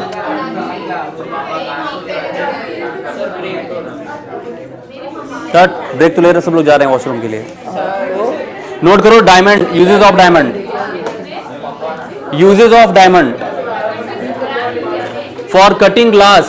नोट करिए, for cutting glass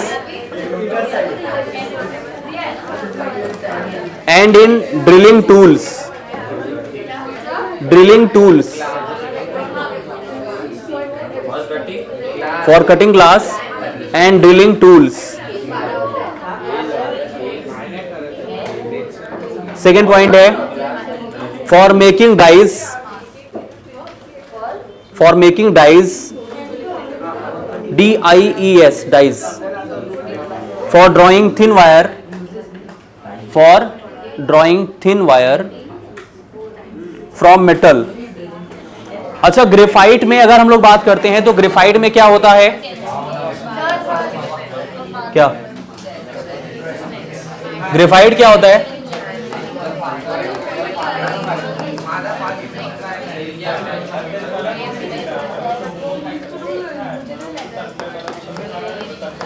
composed of 2 dimensional 2 dimensional thin sheets, thin sheets.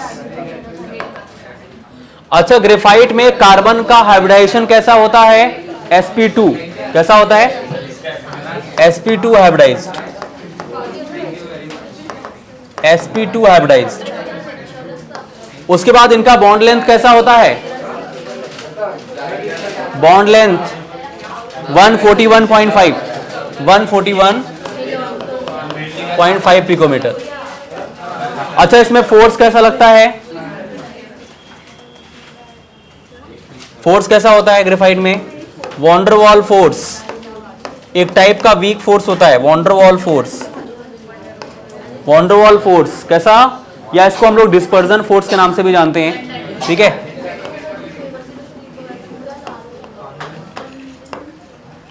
Dispersion force,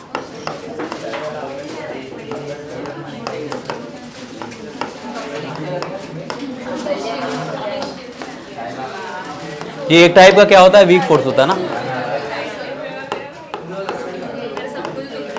weak force होता है। नोट करिए इसको।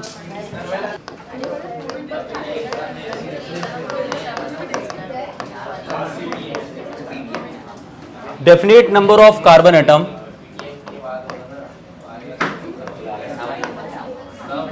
when definite number of carbon atom combine and form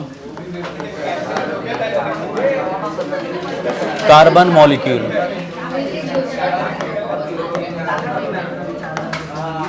like carbon 60।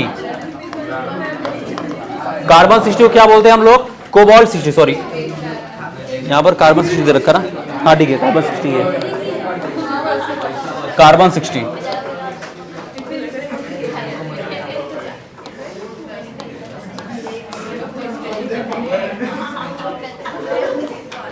इसको क्या बोलते हैं हम लोग? फुलेरिन, ठीक है। अच्छा, कुछ और भी कार्बन मॉलिक्यूल कुछ और भी बनाता है, जैसे मान लो C32, ठीक है, ये इसको फुलेरिन ही बोलते हैं C32 को, ठीक है।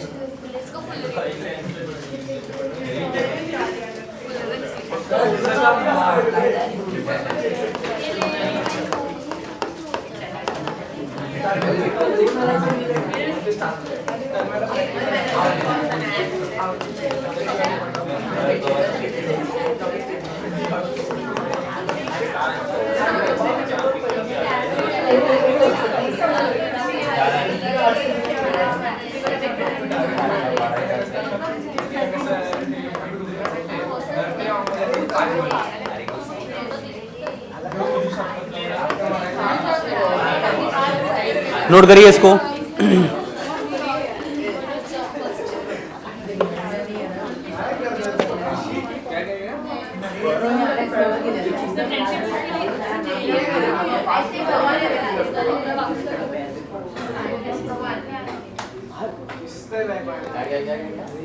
अच्छा, आपने रेजिस्टेंस का नाम सुना है? रेजिस्टेंस क्या होता है? रेजिस्टेंस क्या होता है?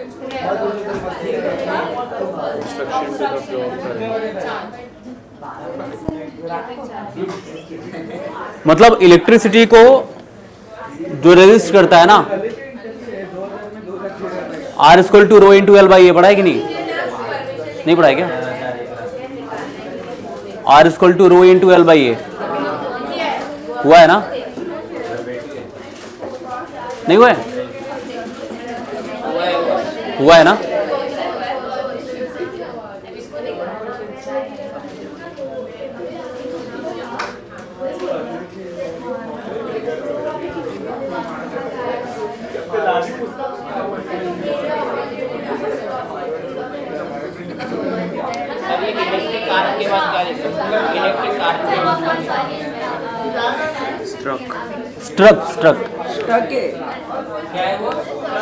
Struck STRUCK।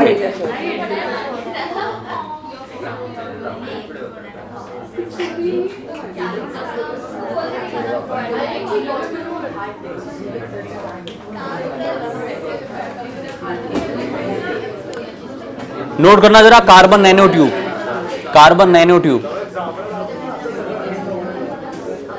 Carbon nano tubes are, carbon nano tube, क्या है कार्बन नैनो ट्यूब ये एलोट्रॉप्स होता है फुलेरिन के बाद। हाँ, carbon nano tube, nano tube, ए गधा है क्या, कितनी बार बोल चुका, carbon nano tube,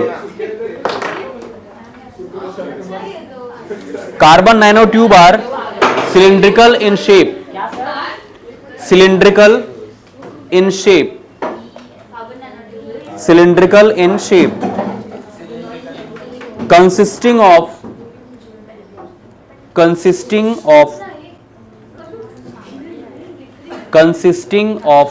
rolled up, consisting of rolled up graphite sheet, rolled up graphite, rolled ROLLED, rolled, हाँ, carbon nanotubes have high electrical, carbon nanotubes are high electrical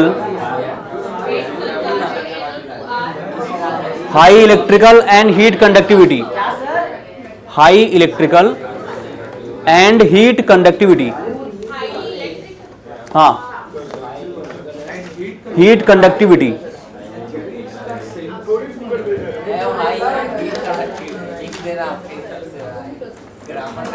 and highest strength.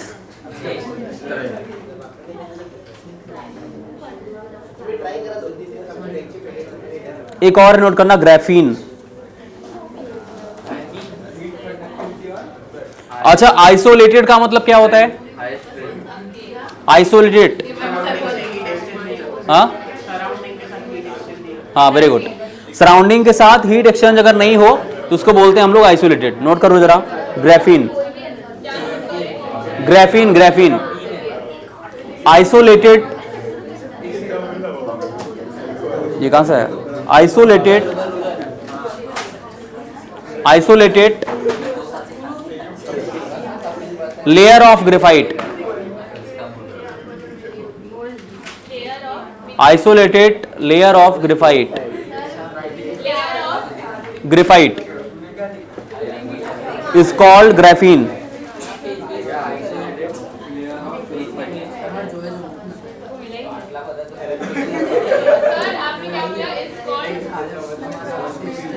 Graphene, graphene, graphene sheet is last bench. खड़े हो जाओ दोनों,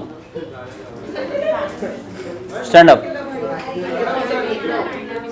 खड़े होके लिखो, चलो खड़े हो जाओ।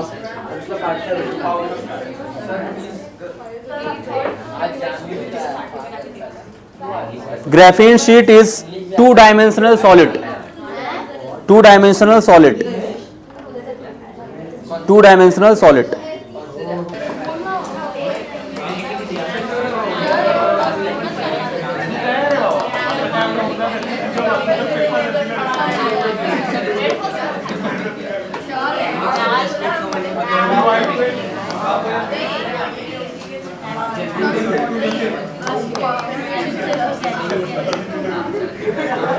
जैसे मैं बात करता हूं बोरॉन ट्राइक्लोराइड,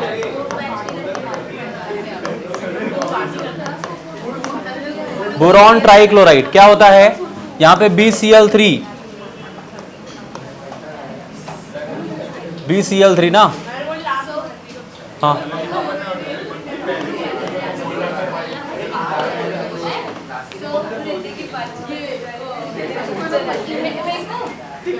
क्या क्या बोलो, 60 वालों को क्वेश्चन बैंक, हाँ बोलो, एक सेकंड थोड़ा इसको देख लो पहले। तो यहाँ ये क्या होगा? बोरॉन ट्राइक्लोराइड, इसका जो बॉन्ड एंगल होगा कितने का होता है? 120 डिग्री। अच्छा, बोरॉन आपने केमिकल बॉन्डिंग में पढ़ा होगा यहां पर इसको क्या बोलेंगे? हाइपरवैलेंट, सॉरी हाइपोवैलेंट, हाइपोवैलेंट या फिर इनकम्प्लीट ऑक्टेट। सुना है? कितने इलेक्ट्रॉन? भाई बोरॉन कितने बॉन्ड से कनेक्ट है? तुम बताओ, खड़े हो जाओ। इसको क्या बोलेंगे? हाइपोवैलेंट या हाइपरवैलेंट? हाइपोवैलेंट या हाइपरवैलेंट? हाइपोवैलेंट और हाइपरवैलेंट। इसका ऑक्टेट कंप्लीट है। कितने इलेक्ट्रॉन है? बोरॉन के पास कितने इलेक्ट्रॉन? 4 हैं। कितने बॉन्ड बनाया है? तो एक बॉन्ड में कितने होते हैं? तो फिर कितने होंगे?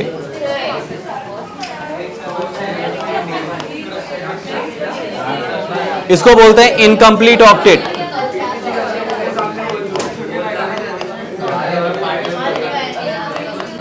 Incomplete octet. इसकी ज्योमेट्री क्या होती है? हाइब्रिडाइजेशन क्या होगा? sp2। ज्योमेट्री क्या होगी? Trigonal planar.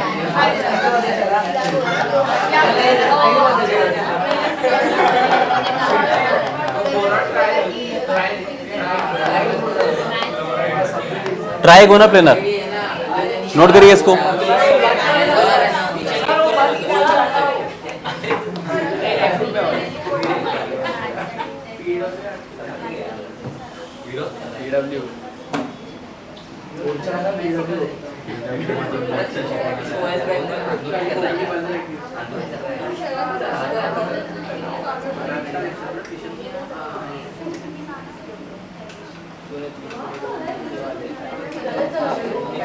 उसके बाद क्या है? बैक बॉन्डिंग है ना, ब्रिज बॉन्डिंग। कौन सी बॉन्डिंग है?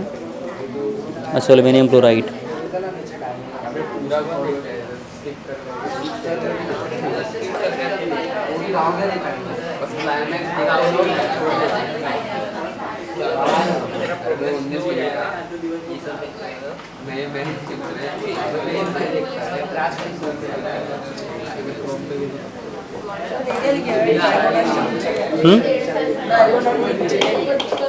ये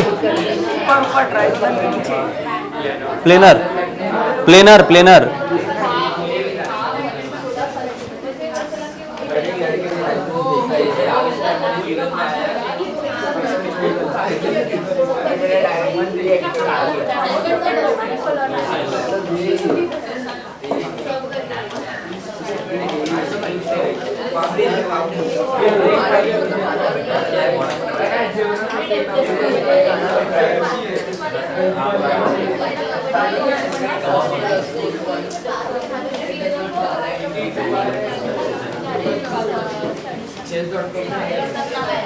हो गया।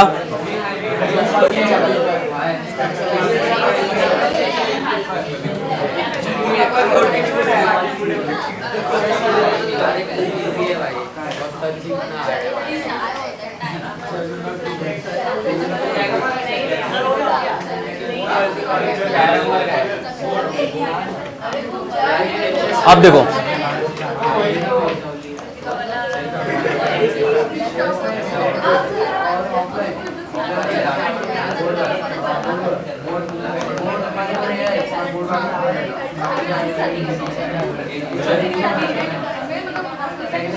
देखो एल्यूमिनियम क्लोराइड को अगर 2 बार लिखा जाए, कैसे?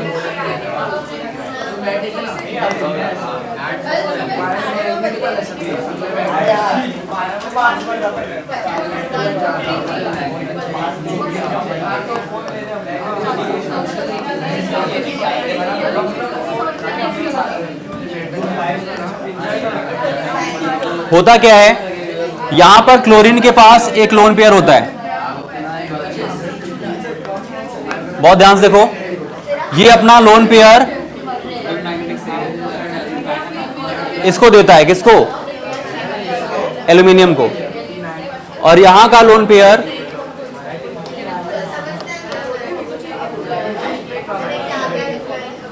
ऐसे होता है। इसको बोलते हैं ब्रिज बॉन्डिंग। क्या बोलते हैं इसको? इसको ब्रिज बॉन्डिंग बोलते हैं।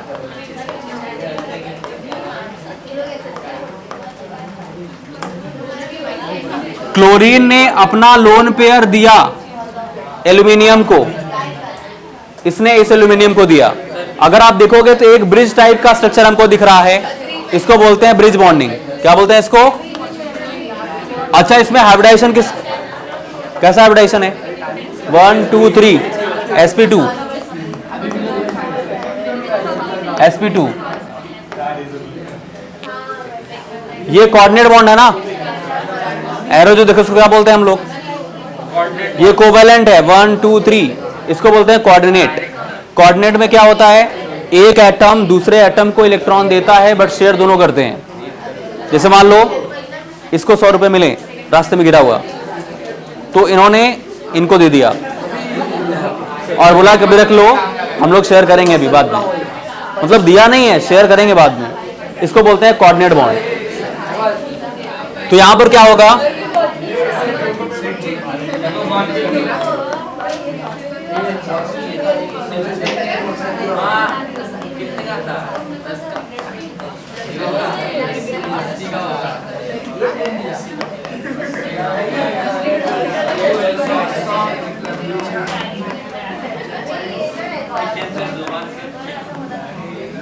जो इलेक्ट्रॉन एक्सेप्ट करता है उसको बोलते हैं लुईस एसिड। क्या बोलते हैं उसको? तो एल्यूमिनियम जो है वो इलेक्ट्रॉन एक्सेप्ट कर रहा है, उसको लुईस एसिड के नाम से जानेंगे हम लोग।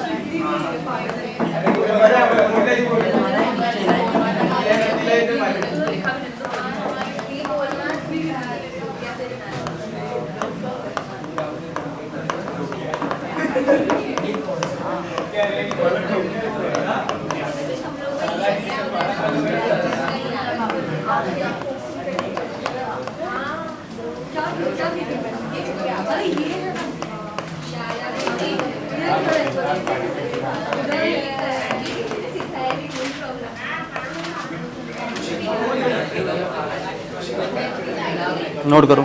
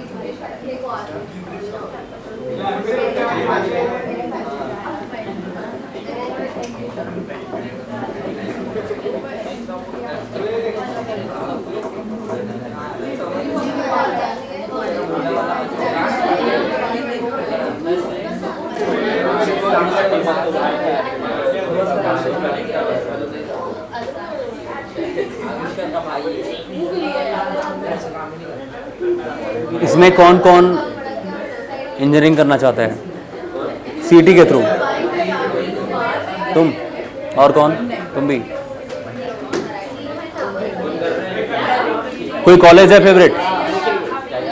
कोई कॉलेज फेवरेट है ऐसा जिसमें जाना है? VJTI बगल में।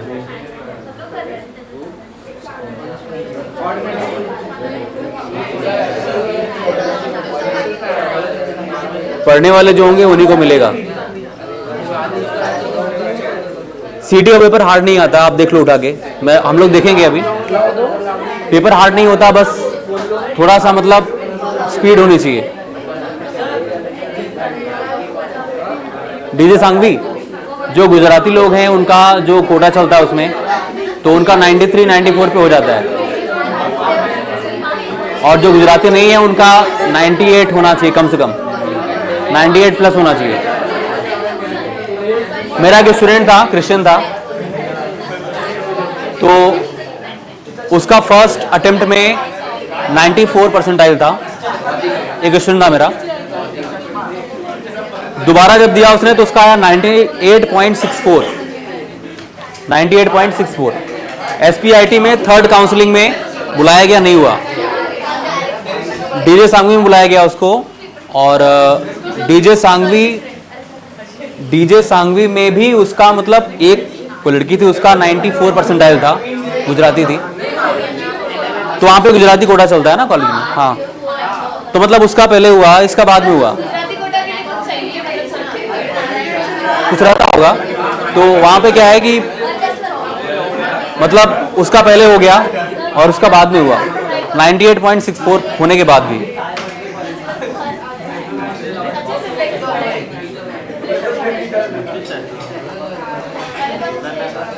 नोट कर लिया? जरा नोट करो, orthoboric acid, orthoboric acid,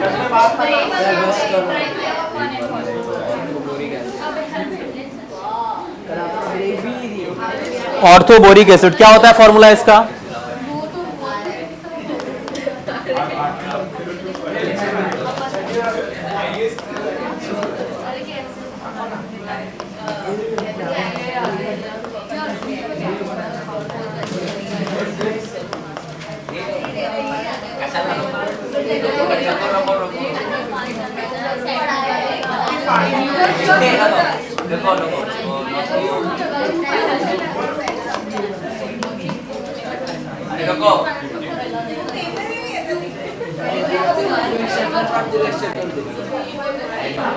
note करो। ये बनाएंगे क्या आप? ये बनानी है, वो बना लेना, तुम कौन बनाएगा ना? आप नहीं बना रहे? इसका स्ट्रक्चर तुम लोग बना लेना ऑर्थोबोरिक एसिड का। अब नोट करो यहाँ पर डाइबोरेन, हाँ जो आपने राउंड किया है। State octet rule, explain its with respect to. बहुत आवाज हो रहा है, सुनाई दे रहा है। सिर्फ साटे वाला जो जिस चीज का हाँ सर।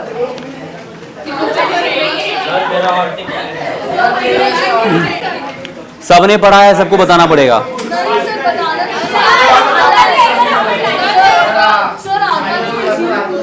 सुनो पहले, बैठ जाओ तुम लोग, बैठो। इनकम्प्लीट ऑक्टेट पूछ रहा है। इनकम्प्लीट ऑक्टेट का मतलब होता है कि ऐसा कोई एटम या एलिमेंट, क्वेश्चन नंबर यहाँ पर है 8, वो पूछ रहा है कि आपको बताना है ऑक्टेट रूल और एक्सप्लेन करना है इनकम्प्लीट ऑक्टेट को, ठीक है। ऑक्टेट रूल का मतलब क्या होता है कि कोई भी एलिमेंट या एटम अपने आउटर मोस्ट शेल में 8 इलेक्ट्रॉन कंप्लीट करना चाहता है, क्या बोलते हैं इसको? ऑक्टेट। इनकम्प्लीट ऑक्टेट का मतलब क्या होता है? ऐसे एलिमेंट जिनके पास इलेक्ट्रॉन 8 से कम है, 8 से कम इलेक्ट्रॉन कंटेन करते हैं।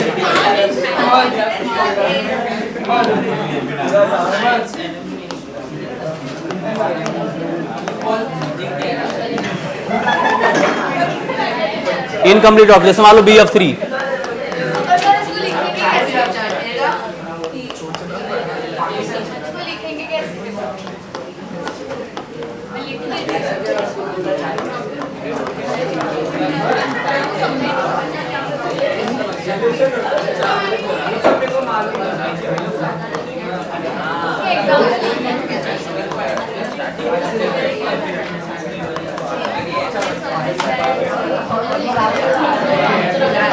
सेंट्रल एटम के पास 8 से कम इलेक्ट्रॉन। उसके बाद odd electron molecule. Odd electron molecule क्या होता है? किसी भी कंपाउंड में अगर एलिमेंट्स के आउटर मोस्ट इलेक्ट्रॉन का सम अगर ऑड आता है तो उसको बोलते हैं ऑड इलेक्ट्रॉन मॉलिक्यूल। जैसे NO। नाइट्रोजन के आउटर मोस्ट में कितना होता है? 80, 5 प्लस ऑक्सीजन के आउटर मोस्ट में 6, कितना हो जाएगा? ऑड हुआ कि नहीं हुआ? हुआ ना? NO2।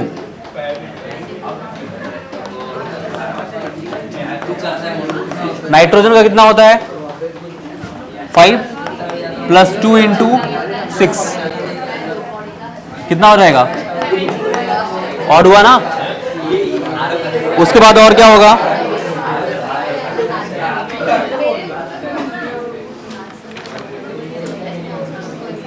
किधर गया? हाँ, एक्सपेंडेड ऑक्टेट। एक्सपेंडेड का मतलब होता है कि सेंट्रल एटम के पास में 8 से ज्यादा इलेक्ट्रॉन हो।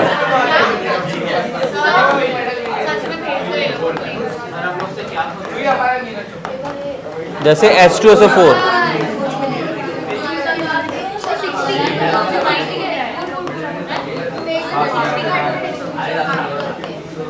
सल्फर के पास कितने इलेक्ट्रॉन हुए? 1 2 3 4 5 6 7 8 9 10 11 12। अरे एक बॉन्ड में कितने होते हैं? 2 होते हैं ना, एक बॉन्ड में 2 होते हैं, कितने हुए?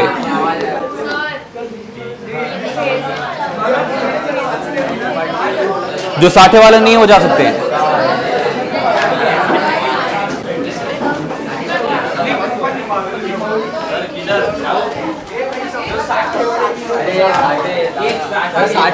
साठे वाले कट। आविष्कार कौन?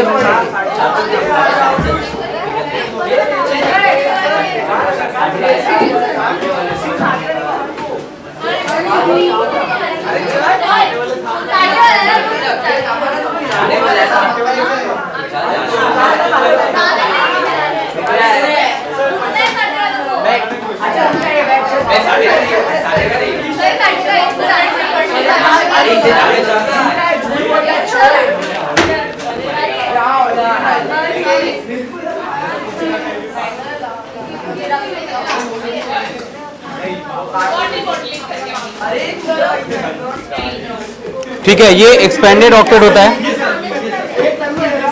और sir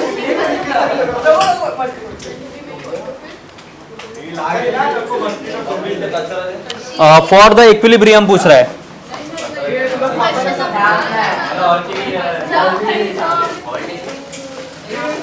BaSO4 Ba2 plus SO4 2 minus, ठीक है। बोल रहा है addition of Ba2 plus ion, addition of Ba2 plus ion. अगर Ba2 प्लस आयन को हम लोग ऐड करेंगे तो यहां पर क्या होगा? क्या होगा यहाँ? इक्विलिब्रियम कहां पर जाएगा? लेफ्ट साइड, सिंपल सी बात है। तो बस इतना लिखना है। हाँ, और नहीं समझा तुमसे। अगर यहाँ पे BA डालेंगे वो Ba2 प्लस का कॉन्सेंट्रेशन अगर बढ़ा रहा है तो इक्विलिब्रियम कहां पे जाएगा? इक्विलिब्रियम राइट टू लेफ्ट होगा ना, राइट टू लेफ्ट। क्योंकि इक्विलिब्रियम का मतलब क्या होता है? इक्विलिब्रियम का मतलब क्या होता है? दोनों साइड कॉन्सेंट्रेशन सेम होना चाहिए, बट हमने एक साइड बढ़ा दिया तो वो किस डायरेक्शन में जाएगा इक्वल होने के लिए? लेफ्ट साइड में, सिंपल सी बात है। कसं लिहायचं त्याची इथे वर्ड में कैसे लिखिए? हम्म?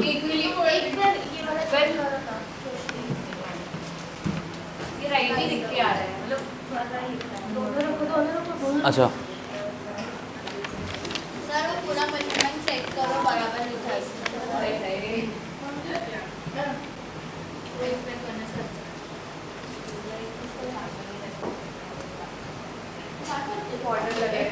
हाँ ठीक लिखा है, मार्क्स में जाएंगे ना सर? ये लिख के ठीक है। ठीक है, चालेल। क्या मानसी बहन पूरा बोलेगी कॉलेज।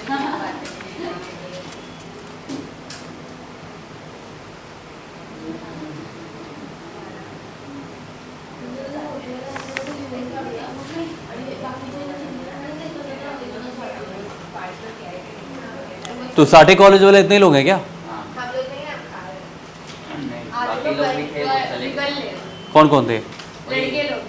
वो तन्मय वगैरह था। अच्छा है, बहुत आवाज है।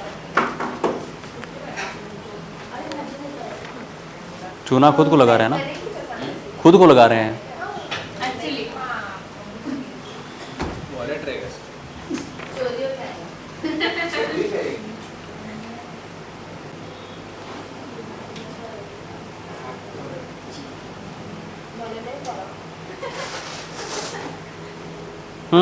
ठीक है।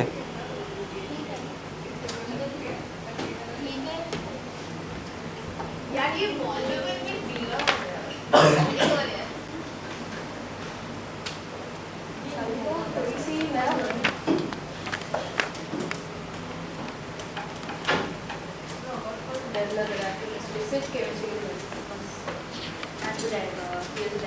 डर नहीं होना चाहिए।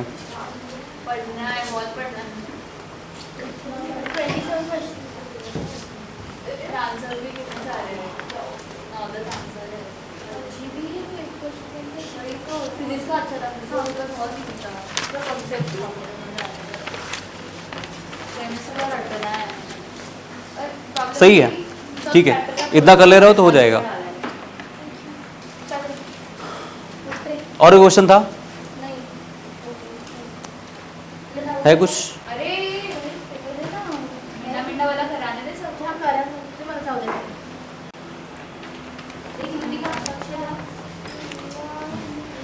उसके बाद ली चैटले प्रिंसिपल आपको पता ही है कि लिख देने का। हाँ हो जाएगा, वही इक्विलिब्रियम है. ऑक्सीडेशन नंबर बताया आपको, टोटल इलेक्ट्रिकल चार्ज जो एटम कंटेन करता है उसको क्या बोलते हैं? ऑक्सीडेशन नंबर या फिर oxidation state. How many covalents bonds, ethene में कितना होता है covalents bonds? CH2 double bond CH2, कितने कोवेलेंट हैं? 1 2 3 4 5 6 6 6 6 दो हाइड्रोजन के होंगे इधर, 2 4 और 2 इधर भी होंगे ना. सिग्मा पाई, ये सिग्मा है बाकी पाई हैं. हाइड्रोजन के 2 2 4 1 5 सिग्मा 1 पाई हो जाएगा. टाइप ऑफ हाइब्रिडाइजेशन, ये सिग्मा पाई तो ये हो जाएगा sp2, ये भी होगा sp2 हाइब्रिडाइजेशन. हाँ लिख देना ना, sp2 हो जाएगा.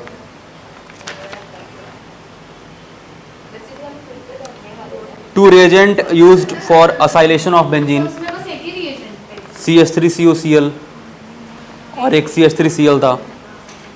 इसमें एक ही है, मैंने कल देखा. Identify type of overlap present in hydrogen में SS ओवरलैपिंग होती है, आपको पता ही है.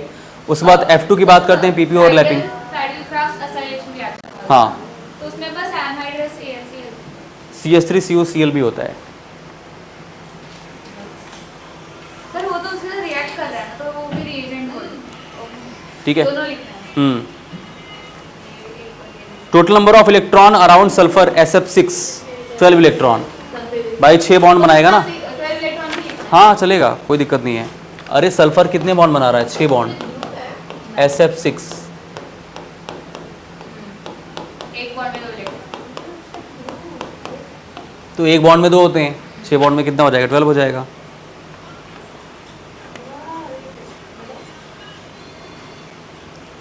Type of overlap which pi bond is formed. PP overlapping होती है ना, PP ओवरलैपिंग होगी और वो भी दूसरी बार ओवरलैपिंग होती है तो पाई बॉन्ड बनता है. PZ या फिर PY. SP ओवरलैपिंग से तो हमेशा सिग्मा ही बनेगा. SP से सिग्मा बनेगा, PP से क्या बनता है? पाई बनता है. डेरिवेशन है, अब वो तो हो जाएगा आपसे. वो नहीं हो रहा है. बस बाकी सब तो यही है, हो गया. तो वो फॉर्मेशन ऑफ मॉलिक्यूल का कौन सा?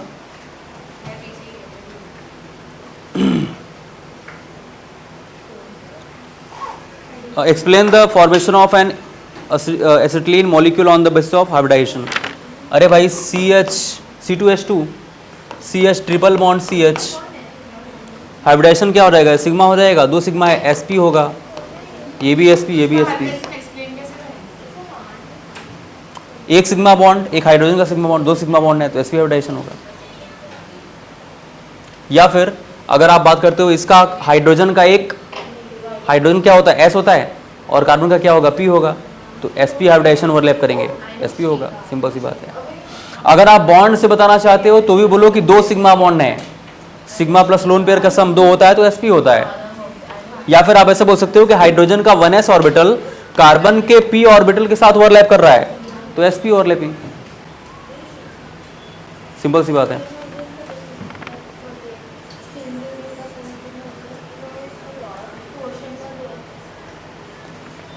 ठीक है. On the basis of hybridization देखोगे तो यहाँ पर क्या हो जाएगा? ये कार्बन है, कार्बन का होता है 1s2 2s2 और क्या हो जाएगा? 2p2, यही होता है ना. तो यहाँ पर क्या होगा? CH C2H2, तो हाइड्रोजन का क्या हो जाएगा? 1s हो जाएगा. तो अनपेयर्ड इलेक्ट्रॉन 1s 1. अब इसका ओवरलैप करा दो किसी एक के साथ, यहाँ पर क्या होगा? एक S और एक P, तो sp हाइब्रिडाइजेशन नहीं होगा. अरे भाई इसको px बोलते हैं ना, px py एंड pz. और दूसरा कार्बन होगा उसका भी यही होगा 1s2 2s2 2p2. अब यहाँ पर एक्साइड कराते हैं S में से, तो यहाँ पर एक इसमें आता है और S में से एक बचता है ना, 4 होते हैं इसमें। इसमें भी कराओगे तो यहाँ पर 1 हो जाएगा, इसमें भी करोगे तो यहाँ पर कितना हो जाएगा 1 2 3 4, 4 वेकेंट इसमें मतलब अनपेयर्ड और 4 अनपेयर्ड यहाँ पर। उसके बाद कितने 2 हाइड्रोजन है तो इसका भी 1s1 हो जाएगा ना, होगा कि नहीं होगा। तो एक कार्बन और एक हाइड्रोजन का ओवरलैप कराओगे मतलब एक S का और एक P का। देखो जैसे अगर मैं बात करता हूं पहले कार्बन कार्बन का करा लो, कार्बन का px कराओगे, px py एंड pz। तो कार्बन पहले यहां पर सिंगल बॉन्ड होगा ना, px पहला बॉन्ड हमेशा सिग्मा बनता है, तो मान लो पहला बना यहां पर px, ठीक है। फिर जब दोबारा कराओगे डबल बॉन्ड बनेगा तो py के साथ ओवरलैप करेगा तो पाई बनेगा, py। फिर जब ट्रिपल बॉन्ड बनाओगे तो यहां पर pz ओवरलैप करेगा, pz ओवरलैप, तो यहां पर क्या बनेगा पाई बॉन्ड। फिर उसके बाद अभी ये 3 ओवरलैपिंग हुई है, कार्बन का भी एक अनपेयर्ड बच रहा है S वाला हाइड्रोजन वाले S के साथ SS सिग्मा बनता है, तो कार्बन के साथ हाइड्रोजन, ये SS ओवरलैपिंग हो रही है। फिर उसके बाद इसका वाला अनपेयर्ड एक बच रहा है S का, इसका S इस वाले हाइड्रोजन के साथ, तो यहाँ पर भी क्या होगा SS ओवरलैपिंग। बस इस तरह से आकलन कर लो, हो गया, ऐसे हो जाएगा। आसान है भाई, कुछ तो है नहीं इसमें। और वैसे भी विवेक सर ने एकदम धुआंधार पढ़ाया होगा बढ़िया से, है कि नहीं। तुमने पढ़ा कि नहीं, अच्छे से तो पढ़ाया, तुमने पढ़ा, पूछो कुछ।